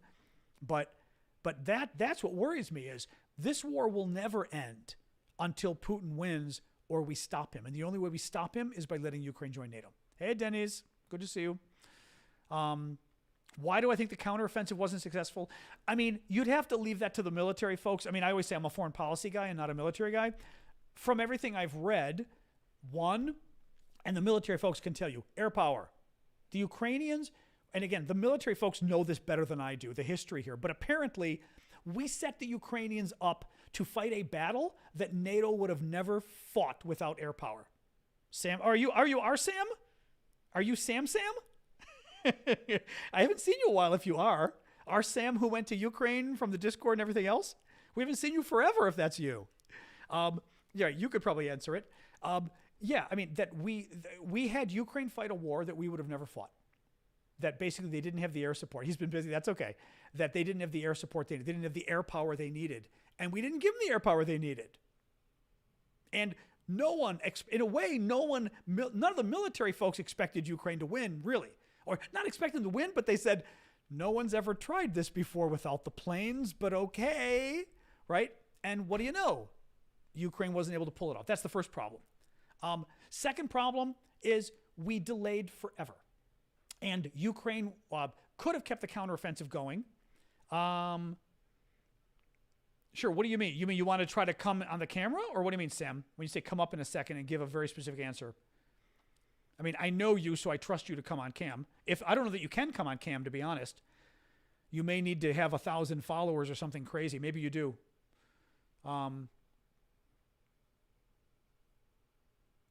Yes, but where is what I'm saying. Where do you want to give that answer? So, oh, you have enough followers? Yeah, if you want to try to come live a second, we can try. Well, try it here. You want to try to come on camera? We can try it. Let me see if I can invite you. Let me see if it lets me invite. Is that thing? Invitation sent? I think that's the invitation. Let's see what happens. I have no idea if I just did that. Let's see. I didn't see how many followers you had. Okay. Did I invite you? Let me see. Oh, here it is. Requests. There you are. All right. Let's see what Sam says. And I'll have this loud enough for you folks to hear. Hello. There we go. Okay. I'm going to move my mic over so hopefully people will hear you. Okay. Give it. So, yes, explain. So, besides the obvious thing of air power, what the main problems that we see a direct impact with is minefields. And to give you a scope of how bad the minefields are, in a standard NATO and standard Russian minefield, you would expect to see about one anti-personnel mine every 5 square meters and an anti-tank mine every 15 square meters. Okay. In Ukraine right now, they are finding one anti-personnel mine about every 0.8 square meters and one anti-vehicle mine or anti-tank mine every 5 square meters. And that's without mine clearing equipment. Normally, when you're trying to clear a minefield, let's say you're doing it on your hands and knees, you don't have the equipment, you're just doing it not being shot at, not right. under artillery fire, not under a stressful situation. Doing it the old-fashioned way, poking at the ground or using a minesweeper, right. That takes you on average an hour per doctrine and training to clear a 1 square meter area. Okay. And they're being shoved into these areas with no mine clearing equipment. They're running out. Like, that stuff only lasts a certain amount of time. Right. And that's one of the biggest contributing factors. That's one of the reasons we even see with Russian units when they try to pull back, they can't pull back in certain areas because they're running into their own minefields that they can't even clear. Right. Like, I wouldn't even want to do that with air support. It's miserable. Sorry, go on. I'm texting somebody. Go on. But I was just saying that's one of the main things, because air power aside, even if you had the air power, right. I would not want to be in that position. It is okay. an absolutely right. miserable fighting condition. Actually, that's Callum's expertise is the mine clearing and all the crazy. What do you call those people? What are they called? The people who clear the mines. You've got sappers. And sappers. Engineers. Yeah. They've got their own little name for it. But if you've seen some of the mine clearing equipment, you can look at all the other equipment sent. There's not much mine clearing equipment. And even when there is mine clearing equipment, it doesn't last long. It's not used for this kind of density of mines. NATO's never had to deal with it. Even Russia's never had to deal with something this heavily mined. And by the way, some of the guys who actually clear the mines in areas that have been liberated. Yep. And they were saying they're estimating that it's probably going to take 70 years to get anywhere significant with demining the area. Wow. The current estimate is I think it's the most heavily mined place on the earth right now, even more than the DMZ. And there's about, even without the mines, I think 33% of Russia's ordnance is considered UXO or unexploded ordnance. So it's not just mines that they're having to deal with. It's everything under the sun. Right. Now, I was going to say the other thing with mines is, and this I do know, Ukraine had a really good run that fall of fall of 2022, right? Remember, not you, I'm talking for everybody in general, where the Ukrainians were pushing the Russians back and got back, they literally got back half the territory they lost, right? Well, that winter, the Ukrainians ended up kind of slowing down, and then the Russians tried to do like their I think that was the one when the Russians tried to do their counteroffensive where nothing happened. Well, during that period, the Ukrainians were preparing for their big counteroffensive, but of course, took them forever. Remember, it took until January for us to even agree to give them tanks, and then, well, it was going to take forever to get the tanks there, and all this kind of stuff. Basically, it took us all so slow to get our act together with NATO that the Ukrainians had to put off their counteroffensive. The counteroffensive could have started much earlier had we, from the beginning, said, we're giving you tanks, we're giving you planes, we're giving you everything. The counteroffensive, I had read one analysis saying it may have just continued. Like the Ukrainians wouldn't have even stopped. That fall of the first year, the winter of the first year, when Ukraine got back half of its territory, they could have just kept going had they had all the fucking equipment. I shouldn't swear, but all the damn equipment.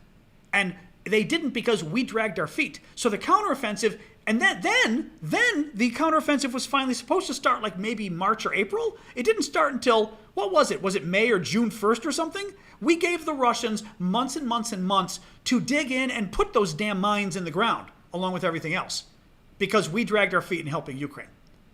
So that's a big reason why that shit was there. There's still not that many leopards in Ukraine. There's not as many leopards as people think in Ukraine right now. There's still, I think, 100 leopards are due to arrive in March or April. Still? Like they've been waiting for those. Yeah. These are the right European tanks that they're waiting for. Yeah. Yeah. Like, Jesus. Everyone approved all that stuff, but it's still not there. And they're running into logistical stuff. I'm not saying like shortages of stuff, but they're having like, think of fourth quarter overtime fumbles. They're having units right now that I know of a couple guys in Avdiivka specifically. They had 155 millimeter artillery cannons. Right. They received 152 millimeter shells for their entire week's supply of shells. They were like, we literally can't use these. What are you doing? Like, there's too many micro and small errors that are affecting the overall scape of everything. Right. And it's not preferable. Right. Right. Yeah. No. In any case, it's very upsetting. But what's on the air power? Are you up in the air power thing? Because that may be more of a, I don't know, any of the rest of you, but sort of the explanation of why it is that typically, not even typically, I guess always, that anybody attempting this kind of maneuver, which the counteroffensive was, that they would have had much better air power. So the U.S. kind of wrote the doctrine on this. We call it seed operations, and you can essentially attribute it to back in the day we had the wild weasels. Essentially, the entire goal of seed operations is to set the battlefield and eliminate all important ground targets, primarily air defense systems. Right. Because when you have air superiority, you can call in for fire support, you can call for close air support, you can call for all the supporting factors that help the infantry out. Like, if we didn't have air power in Afghanistan and Iraq, helicopters aren't a thing. Like, you can't get helicopters in at close range for that stuff. Even the Russians don't have air superiority, which is why you don't see as many Russian planes like Su-25s doing gun runs on the front lines. But with seed operations, the entire objective is I'm going to find out where every single anti-air asset is, and I'm going to destroy it. There's a reason why the HARM anti-radiation missile was designed, specifically for that purpose. You send in a plane at low altitude, below radar signature. You send one above that intentionally triggers the radars to turn on. The one below targets all of those, and you have a nice happy day, and you go about your day and go, okay, cool, next sortie, let's go destroy more. That's the entire goal of it. That's what the Russians could have done at the very beginning of the invasion. Had they done that at the beginning of the invasion, it would have gone a lot worse for Ukraine. But they didn't. They knew pre-designated targets that they launched cruise missiles at. They didn't really go in, if you watched any of their air operations, they didn't go in with seed operations and take out anti-air assets. Actually, you know what? They knew where stationary radars were, and stationary stuff, anti-air defense couldn't be moved, and they definitely hit those. They didn't get any of the mobile stuff. You know what, Sam? I just realized we didn't. Somebody actually mentioned in the comments, "Who are you?" I won't give my real name, but my call sign is Sam41. I've had it for over 12 years now. I did 10 years in the United States Marine Corps. 7 of my 10 years, I was a combat marksmanship instructor, and caveated that into doctrine development. So a lot of the stuff the Marine Corps uses right now has my name on it for training doctrine. Okay. And I went over to Ukraine as a volunteer, unpaid, on my own dime, and I trained Ukrainian soldiers for a bit. And I've been supporting my teams over there, supporting all the guys I trained. I FaceTime all my guys over there like every week, and I'm headed back there soon. Nice. Okay, cool. Very cool. Okay. Just I realized that is true. We hadn't told people. Yeah. So Sam's another of our military guys who's got good expertise on all this stuff. Anybody got questions for you? I mean, we've been doing this an hour and a half, but I don't mind going a little bit longer since you're here. Anybody else questions for Sam on all this stuff on the more military side of stuff? Well, somebody's asking, will the new Ukrainian general make a difference? I guess, do the Ukrainians think the new Ukrainian general will make a difference? I'll be honest. They don't like him. There's a lot of not happy people right now. Okay, and again, sorry, let me tell people, we are talking about the fact that Zelensky pretty much just fired the top general in charge of the war and put another guy in charge, and the other guy isn't very popular with the military and with a lot of the experts. So what do you know? So basically, he has NATO training. Right. But he is like a lot of NATO officers a lot of Ukrainian officers that I dealt with. There's two types of Ukrainian officers you deal with. Guys that know times have changed. The way we did things doesn't work anymore. I need to adapt and I need to change it. Right. I need to do this to win the fight. And then there's the guys who've just been there, kind of carried over, and they stayed there, and they're stuck in their old Soviet mindset and new Soviet tactics, and they don't like the new way because it puts them. It's a threat to them and it pushes them out. Right. Because when they fail and suddenly they use the old tactics and it doesn't work, it looks really bad and get them fired. Right. A lot of guys, I've dealt with guys who would just stand there and scoff when we were teaching NATO tactics. But then I've also had officers who would sit there. They would correct their men for not paying attention to us. They would hop in the training with us. They wanted to show their guys, hey, Right. I'm learning this with you. I'm here. I'm in for the fight. Times have changed. I had an hour-long talk with the battalion commander who was like, I understand. I know my old ways, but I understand the reality of this. Right. And we Right. need to do this if we want to win. Right. So how does this relate to the new general then? He is very well known for older Soviet-style human weight tactics. Oh. And Okay. they are not happy about that because although he has NATO training since his last incursion of being in charge, Right. they're concerned that he is going to be one of those guys that doesn't like the change and sticks with the old Soviet-style tactics. Right, And okay. that is a very deep concern for a lot of guys, considering, hey, we've got a bunch of fresh new guys coming up, Right. and everyone's freshly trained, but if you just send them to the slaughter, then what's the point? All right, sorry, Yulia wanted to weigh in. Do you mind me adding her on? You know, or maybe you don't know Yulia, but longtime friend, Ukrainian. Oh, she knows even more about him than I do. She told me about some. Oh, of the funny. All right, I just invited her to jump into. Hang on, she's joining. Okay, hello. I just saw you, and I didn't see the comment earlier. Sorry about that. No, I just walked in. Actually, I do know Sam very Okay, well. tell people who you are as well. Hi, I'm Yulia. I'm a born and raised Ukrainian. I've lived in New York for 13 years and recently moved back to Ukraine almost full time. I am currently in the middle of a move to Kyiv. So I know. I've been following online. I know. like actually, tomorrow morning is my last tranche of this move, or I guess in like 4 hours. But but so this is kind of what I'm a journalist, and I'm going to be working with a huge Ukrainian news publication, English speaking, very soon, but can't say what it is Okay, yet. good. That's good. That's why I'm moving to Kyiv. But Yulia told me about this. I didn't understand why a bunch of the guys that I knew were unhappy about it. And Yulia started telling me, and then I started asking, and it kind of confirmed everything you said. I've been talking to a lot of military about this, and I've also been like digging into a lot of disinformation about this. So there are two sides to this situation. Syrskyi was the second in command in Ukraine, so he was the second top general. This entire time, Syrskyi and Zaluzhny both were planning all of these operations. Okay. People like to emphasize that Syrskyi is the person responsible for the Bakhmut failures and for all of that stuff. Yes, he is, but he's also responsible for taking back Kharkiv. He's responsible for the defense of Kyiv. Okay. There are a lot of things about his past that Russia is weaponizing in order to get Ukrainians to come out to Maidan and ask for Zaluzhny back, and that way, take down Ukrainian government by Ukrainian hands. So we don't know what Syrskyi is going to be like. Yes, people are really concerned, but what people are not really realizing is that Zaluzhny is not an infantryman. Syrskyi is an infantryman. So his specialty is, in fact, assaults. Okay. Which is why he is less so kind of appreciative or valuing of human resource, right?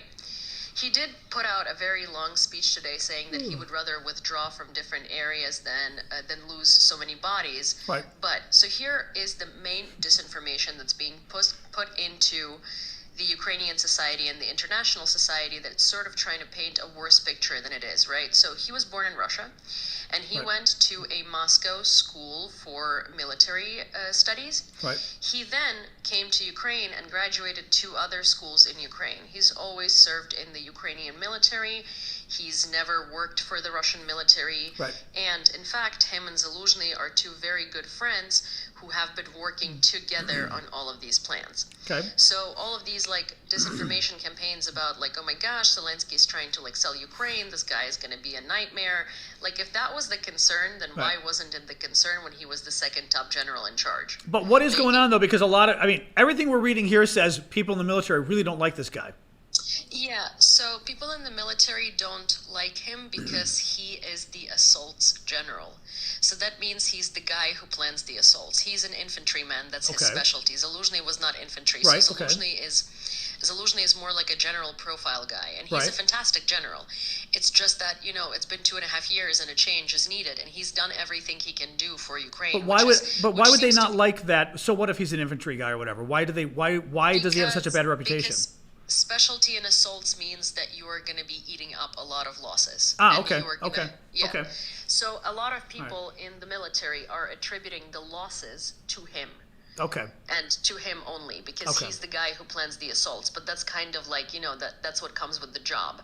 Right. And so he's going to have to do a really, he's going to have to do a very, he's going to have to work very hard, first of all, to step into the shoes of Zaluzhny, second of all, to break all the stereotypes that Russia has been imposing onto him to immediately turn people against him, because what's a better time than get Ukrainians rallied up than to take off their favorite general and replace Right. him with a guy who was born in Russia, who's known for, whose reputation is not valuing human resource. But the thing is that, the reason why a lot of the people are attributing that specifically to him and in that way is because, in fact, he is in charge of assaults. And Right. so it Okay. kind of comes Okay. with Just the curious. Yeah. territory, Yeah. right? Okay.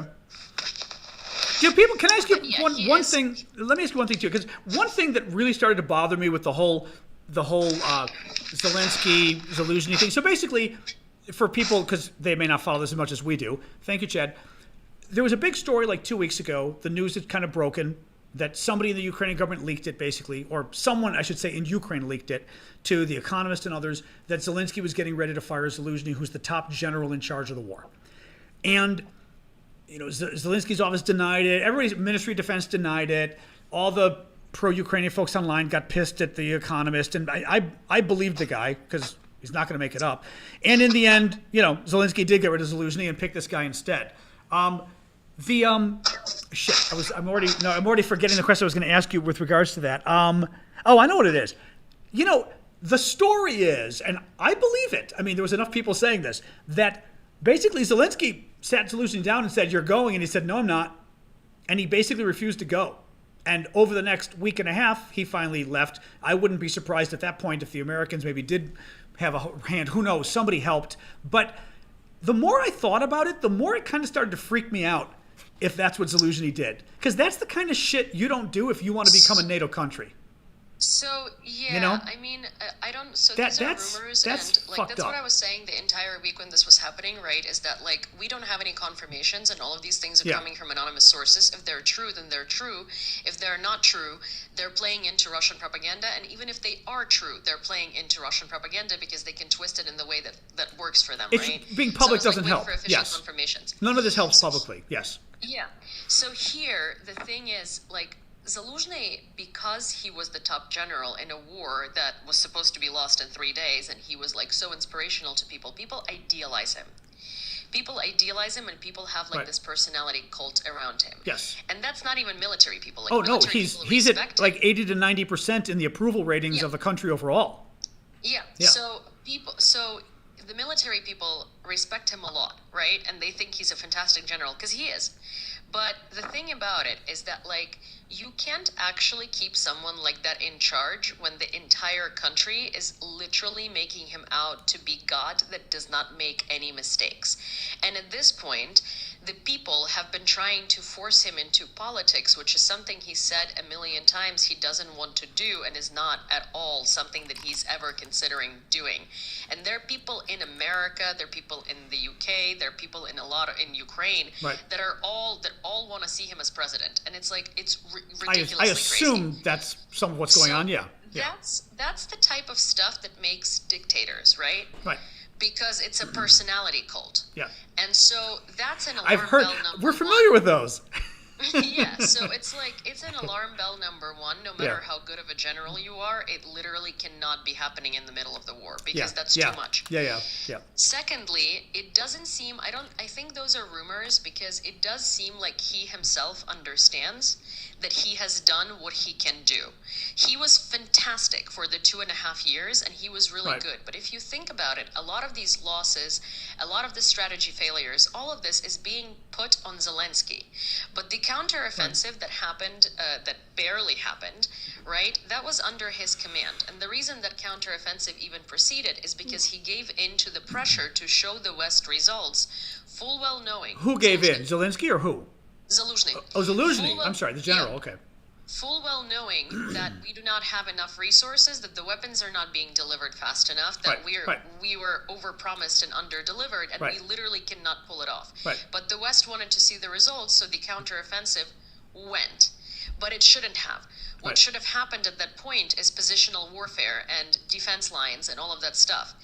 And so that's a very big mistake on behalf of a general.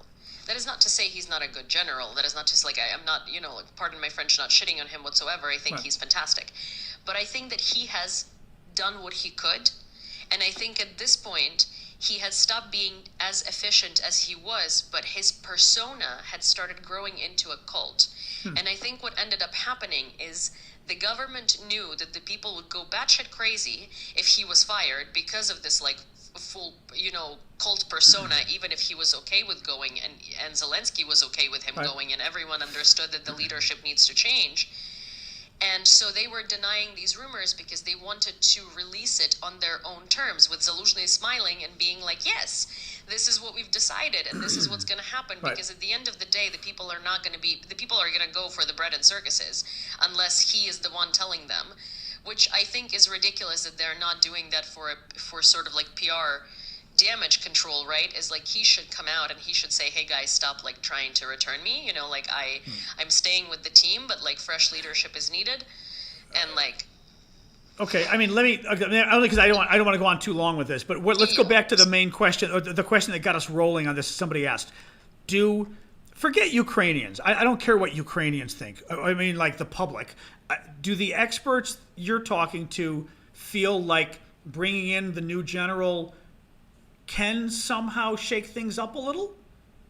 So both the military and the experts I've been talking to, not a single one of them said, oh no, why did they fire Zaluzhny? They all understand why Zaluzhny had to go, so that's not a question, right? Okay. The question is, because of Syrsky's reputation, because of all of these things that we're not sure about and we're going to have to wait and see, because Zaluzhny had ironclad reputation, right? They are like, okay, the change is needed, but is this the right change? Right. But at the same time, we do not have another top general who is nearly as qualified as he is. Was Budanov qualified to do it, or is Budanov too good? Budanov is the guy, by the way, folks, who's the head of military intelligence, he's that young guy 38 who doesn't smile and really pisses the Russians off because probably all those assassinations and things that maybe the Ukrainians did in Russia would probably be Budanov. So I mean, he's very good. The question is, there was one rumor that Zelensky had asked him and he said no or whatever, or was going to ask him. But I was kind of wondering, would we even want Budanov to take the job, or is he so good at what he's doing that you kind of Not want him to really. be the evil genius doing his little thing. So he's the intelligence guy, right? And Yeah. he's very good at what he does. I don't think he wants to be in military leadership like that. I think that that his career is more so, it's in the CIA type of stuff. Okay. There you go. Like yeah. for- So there you go. for, Okay. Yeah. to Yeah. explain It's it like to I said. her. It's this.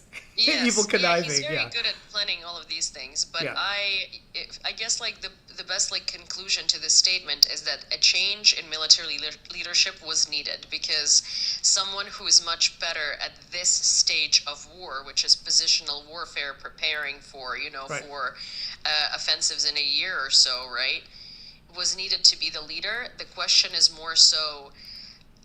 Is that leader going to be Sirski? Another question is, did they just put Sirski in charge right now because no one else is really qualified or they can't see a better solution, just so they could start wavering the personality cult to then put someone else once they find someone better? Yeah. Because the reality of the matter is Zaluzhny is like this stupid personality cult. Like, he's great, right? But he's not like, but people are idealizing him to the point where it's just stupid. I think that the reason why they did that at the time they did that is because they just need to start wavering off this like really crazy, creepy sort of like idealization of Zaluzhny. That's fine. Okay. You really don't like the man. No. I actually really do love him. Like, I think he's fantastic. I Right. like genuinely think he's great, and I think that what he's done in the past 2.5 years is incredible. Right. What I don't like is that people who don't understand anything in military strategy, in warfare, or in politics, but are very politically active, are starting to like build this persona of him that's just like godly. And it's not, that's that's interesting. not good in any type Yeah. of situation, especially at a war with military leadership. That's how we get like juntas in Yeah. charge. Let me. Terry had a really interesting question over on YouTube, and it's something I've been kind of trying to ponder because at the beginning of the war, they didn't get involved. But so beginning of the war, we all think Ukraine's going to lose. I mean, not all, but let's face it, a lot of us thought Ukraine was going to lose quickly. Poland, the Baltic states didn't get involved. Now the question becomes, if the war starts to go badly, and it looks like the Russians are, like literally going to start expanding. Maybe they're going to make another move for Kyiv. Maybe we're actually worried about making a move for Kyiv that might work. Would Poland? I mean, is the thinking in the area that Poland and the Baltics might actually get involved this time? Like, I just kind of wonder if there isn't a danger of this turning into a larger war anyway if Russia starts really winning. Or is it like the beginning of the war when we thought Ukraine was going to lose anyway and nobody got involved? I mean, it's not like anybody said we're invading. Poland and the Baltics fully understand that if Ukraine falls, they're next, and like the Baltics and Poland do have this like they don't look at the world through like rose-colored glasses. They understand that like World War III will only happen if Ukraine falls, not if we help Ukraine. Right. So Donald Tusk actually said in one of his like pre-election speeches, which is what he ran on, is that if Russia starts like winning in Ukraine and Russia starts taking lots of territory and it looks like the sort of like the tug has changed into Russia's favor, they will intervene. And I'm sorry, and Tusk is he the new prime minister? Polish politicians have joked about it. They've gone on. There was a couple who made jokes about essentially just going in and waving anything with NATO, going, nope, we can handle it. Like, there's a reason that people have joked around and now started to call Poland the Texas of Europe. They've bought F-35s, they've bought HIMARS, they've bought a bunch of M777s. They've requested that we give them nukes. Like, Poland there's the jokes about Poland itching to go, but like Yulia's saying, like, there's the very, very real possibility that someone just lets the angry little Polish ball off the leash. Yeah, because Polish politicians on the far right side and stuff, they're obviously they're very loud. It's kind of like Trump people here, but they're not. But Poland in general does support Ukraine overwhelmingly. Also, to someone who's like saying you get it wrong pretty often, but you need to have Yulia on often. He doesn't. He gets it very right very often, and he does it. Well, I love Yulia, but it's an incredibly rude thing to say. But ignore the person. Yeah, whatever. They're being trolly. I don't know what they're. But you got fans. No, it's like so rude. You got It's fans, so so what the hell? Is that sitting out here in the background, or is that Liv? It's Liv. My French bulldog number 2. I don't know if you know this information, but I now have 2 French bulldogs, and Oh. my father thinks I'm gonna die alone and with 2 French bulldogs. Well, but then you because- aren't alone because you got 2 French bulldogs. But in any case, no, but that was the thing. I guess the thing I was trying to figure out with the Baltics and Poland was I started to get this growing feeling like they're kind of like turning into little pit bulls about Ukraine. But at the beginning of the war, they weren't going to get involved.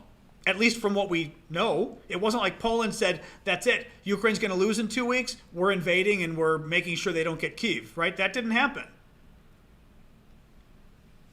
Exactly. Well, I mean, that's the thing. It's like, I think that when this was originally happening, everyone was also expecting that either Ukraine falls or Putin's just going to do what he always does, get the country he wants, and nothing's going to happen. Right. But because of how Ukrainians reacted, because of the support of the world we got, because of how our people were fighting and all this stuff, and because Well, and of the Bucha point and at Bucha and which- everything else now too changed. People went, holy shit, this invasion is pretty scary what they're doing. What were you saying, Yeah. Sam? I can personally say the resolve of Ukrainian soldiers and the people in general is nothing like anything I've ever. With all the foreign countries I've worked with, and with all the countries my friends have worked with, like this is like nothing we've ever seen.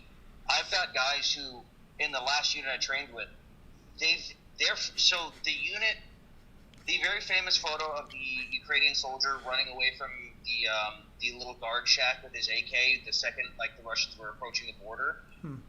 My guys were from that unit. Right. They said they were a mile away from that, and they had to grab all their stuff and run.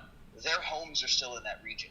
They said that their resolve was so deep that they don't even care if like Putin says, "Hey, that's it, we're done." They're not stopping. Like these people aren't going to give up.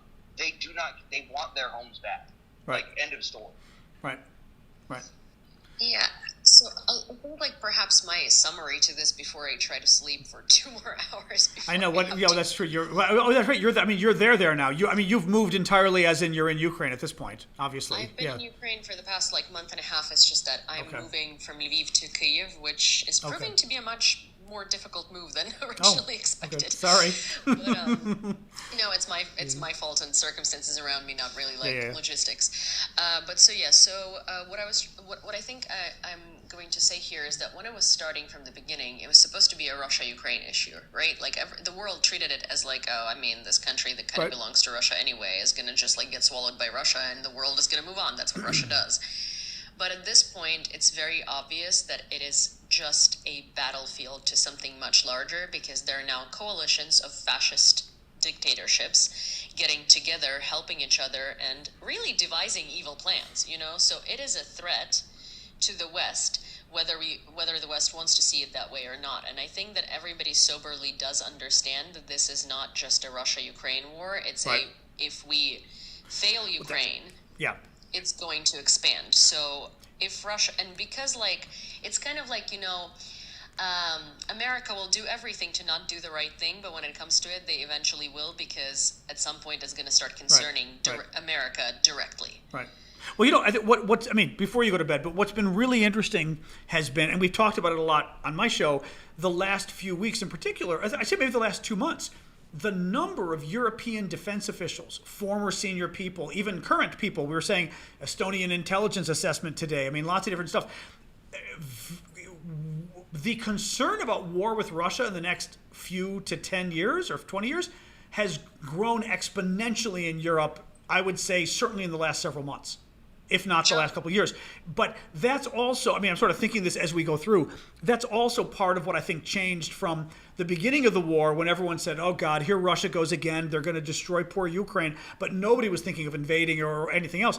Now, all of a sudden, and the Trump stuff has not helped, Trump saying, he's not going to defend Europe. The combination of all of this, Europe is way more concerned now about Russia. The Estonian stuff was interesting because they're literally talking about the Russians building up their forces like 50% more than they are currently, moving forces closer to Finland. What I've been saying and what I'm now hearing from them, I think, is the Soviet Union's back. And I think at the beginning of the war, people didn't realize the Soviet Union was back. Now they realize it is. It never went away. That's what I've been saying from the very beginning, right? That too. Well, because the Russians never went away. Yeah. The Russian Empire never collapsed. It lost some territory and got renamed to the Soviet Union. Right. Then Sam the did. Soviet Union sorry. never. Oh, sorry. Well, I want to cut you off totally because you got to go to bed. But Sam was trying to jump in Oh real quickly. no, I was agreeing. Like people who've been following this for a while, it's what Russia does. Putin is not directly stated, but is essentially alluded to rebuilding the empire and rebuilding what the Russian Empire once was, with all the specific territories, like very specific territories that he wants to get back. And you look at all of them, and you go, let's match this list of countries with the list of countries that were under Soviet Union control. Yep, check. Yep, those are all there. Right. Let's see what he still wants to get. Yep, those are all on the list too. Like people who've been following this know this, but the world has kind of just been blind to it. Like people, the amount of people that I run into that don't even know about Georgia or Chechnya, Right. the people that don't know about that stuff is astounding. But I actually have to head out real quick, John. Oh, okay. Thank you Okay. for having me. I'll be as a comment, but That's thanks okay. for- I mean, we're heading towards 2 hours of me doing the show, so I'm not staying on much longer anyway. But since you guys were here, it's worth having you on. Yeah. So all I was gonna say. Bye, Sam. Talk See you, to Sam. soon. Thank you, Sam, for that. All of the what I was gonna say is that Russia's motto inside the country, and they have posters like that in a lot of places, is the borders of Russia don't stop anywhere. Yeah. And that is what they think. So the Russian Empire never collapsed. It got renamed into Soviet Union, lost some territory. Soviet Union never collapsed. It got renamed into the Russian Federation, lost some territory. That's basically what it's Right. been. Right. Putin's role model is Peter I, who literally created the concept of Russia from the mudwaters of Moscovia. So Right. that's kind of what he's after. And then the last thing is, yeah, we are on the brink of something really awful if we let Ukraine down, because Germany has been remilitarizing. Germany has been allowed to remilitarize. Yeah. Well, Japan- and we're forcing Germany. I mean, and again, not Germany's fault here. We're forcing Germany to take the freaking lead in Europe because America's pulling out. And because Germany is the biggest arms producer You know? and the richest country in the European Union. It's. I mean, they're doing Yeah. again. Germany drives me crazy sometimes, but they're doing a pretty good job, especially lately. But it still is a little weird. It's almost like the person who was just recently sick, and you're like, okay, I think we're putting a little too much on you. Yeah, pretty much. But that's like that's the thing, like Germany is literally the leader in the EU. That's Yeah. because of their GDP and Yeah. because of how much weapons they Yeah. produce and because of how quickly they can remilitarize. And they might But actually it's be better crazy. than the French on Russia, although that's Yeah. debatable. But they're better right now, clearly. But they've stepped But, up. yeah. But look, two countries were forcefully demilitarized and not allowed to remilitarize by various international conventions, and Yeah. that's Japan and Germany. They're both remilitarizing. And Switzerland, who has been absolutely They've- neutral for the past 400 years, Yeah. is now like, yeah, so we kind of want to get closer to NATO. Yeah. Yeah. Yep. Anyway, I did have. Okay, I'm going to say this because I hope it comes across the right way. But one of our regulars bought a question on YouTube and said, "Can we ask your guest if she'll be my Valentine?" I almost didn't ask because I was like, okay, does that sound creepy? Except he's a regular, so I thought, okay. I know he's normal, so I figured, all right, take it with the love that it's given. Yeah. Hey, it's very nice. Okay, there you go. There you go. Fair enough. That was my only concern in my life. I was like, all right, I don't want it to sound creepy. Like, tell her I like her. Oh, thank you. That's very sweet. Anyway, all right. I'm gonna go. You go to bed. I'm gonna sign off because we've been doing this for 2 hours. But that was fun. I know we do need to get you back. I haven't had you. Well, I haven't talked to you in forever anyway. So we'll need to catch up on that. And someday we're still gonna plan my Ukraine trip. It's still there in the offing. But Well, I'm also going to, on the sidelines when I move and I settle, we're going to need to catch up because I'm planning on inviting you as a guest on so I'm going to have a show, like a news segment, Right. a news interview segment on this, at this English-speaking publication, and it's going to be like a video podcast. Oh, neat. So I'm planning on having you over as Of course. a guest Oh, yeah. for a topic. So happily, we'll talk about a topic. I think maybe a guest is better than a topic, but yes. No, that'd be fun. There's a topic that I think you would be a very good guest Yeah. for, No, I know what you mean. That's okay. Yeah. No, I'd enjoy that. It'd be fun. All right. Well, yeah. Let me know. I'm dying to hear more about the job and stuff too. All right. Well, thank you for that. That is Yulia, who's a Ukrainian American. Well, actually, are you even American? No, I'm a green card holder, but Oh, I'm a okay. Ukrainian through and through. Okay, So, I kept thinking you're Ukrainian and American. She's just Ukrainian, but lived in New York for a number of years. Just moved back to Ukraine in the last. Well, she'd been visiting Ukraine before, I guess, but just moved back to Ukraine in the last couple months, and knows a lot, and is going to be working there as a journalist, which is very cool as well. So she'll be a good contact for us at the same time. So she just dropped in, and then Sam was here as well. So the other guy is a former Marine, about 10 years, who also just knows a ton and has been helping Ukrainian troops on the ground there, went and volunteered with them for a while, doing training and just sort of doing ongoing training. So Sam was with us. That was kind of fun. I haven't had two guests ever, actually. Well, that's not true. With Vlad, we did it, but it was bad because it was during the floods, and we had like an animal rescue group that was there rescuing the pets in their boat. And it worked, but it was not easy because they didn't speak English. So Vlad was translating. And for poor Vlad was translating from Ukrainian, so it was even worse because he's like, okay, I'm doing Ukrainian to Russian to English in my head. We're like, sorry, Vlad. You did a good job, and it was like, sorry, Vlad. Well, Anyway. if you ever need a translator who can do that on the fly, Yeah. I'm happy to assist. Oh, no. Well, we'll keep you in mind, obviously. But yeah, well, I mean, I hate to take it away from Vlad, but I think Vlad was literally going like, oh, my God. Yeah, But he it's does a difficult. good job. All right, guys, we will continue this another day because I've been doing this for 2 hours. So I'm going to call it quits and take the dog in the hall and play with the neighbor's dog. But thank you, Yulia, for joining us, and thank you everybody else because I'm gonna sign off. So, all right, you have a good night there in Ukraine. Talk to you soon. All right, and everybody else, thank you. This was fun. This was unexpected and fun with all the guests. I will try to. We were saying I haven't had guests in a while, and I need to sort of because actually. This works well enough. Part of the reason I haven't done it is I'm moving you guys back because it wasn't entirely clear with the microphone. And I mean, I can have the guest on TikTok, but they're not on YouTube. And I wasn't sure. So this isn't a terrible way if you guys could hear well enough with the microphone. By the way, that's why my microphone changed on the iPad. I had to unplug my good microphone because otherwise we wouldn't be able to hear Yulia. Anybody, I mean, you might have been able to hear her, but I couldn't hear her. And if I had a headset in, they wouldn't hear her. So I unplugged it so that it went public so I could hear, and then the YouTubers could hear via my mic. So anyway, I know weekly catch up with Sam and Yulia. Maybe not weekly, because that's also a lot to ask somebody to do. But it's a good idea, yeah. And I didn't know Sam was willing to come on and talk about stuff. So that's great. Not everybody likes to, I had the mic turned up really loud. Not everybody likes to come on camera. You know what I mean? Although he wasn't on camera, but still, so to speak. All right, guys. I'm going to go. Have a good night. All right. We'll see y'all tomorrow, 6 o'clock Eastern time, U.S. Malayathos got his Valentine. I assume his. I can't see your. I've always assumed you're a guy. Who knows? Maybe you're a girl. But we'll see you guys tomorrow. Okay. Thanks, everybody. Yeah, that was fun. That was unexpected, but fun. So, all right. Have a good night, all. Oh, I'm trying to find the thing to even. There it is. Oh, thanks, Brian, for the gift. All right. Thanks, everybody.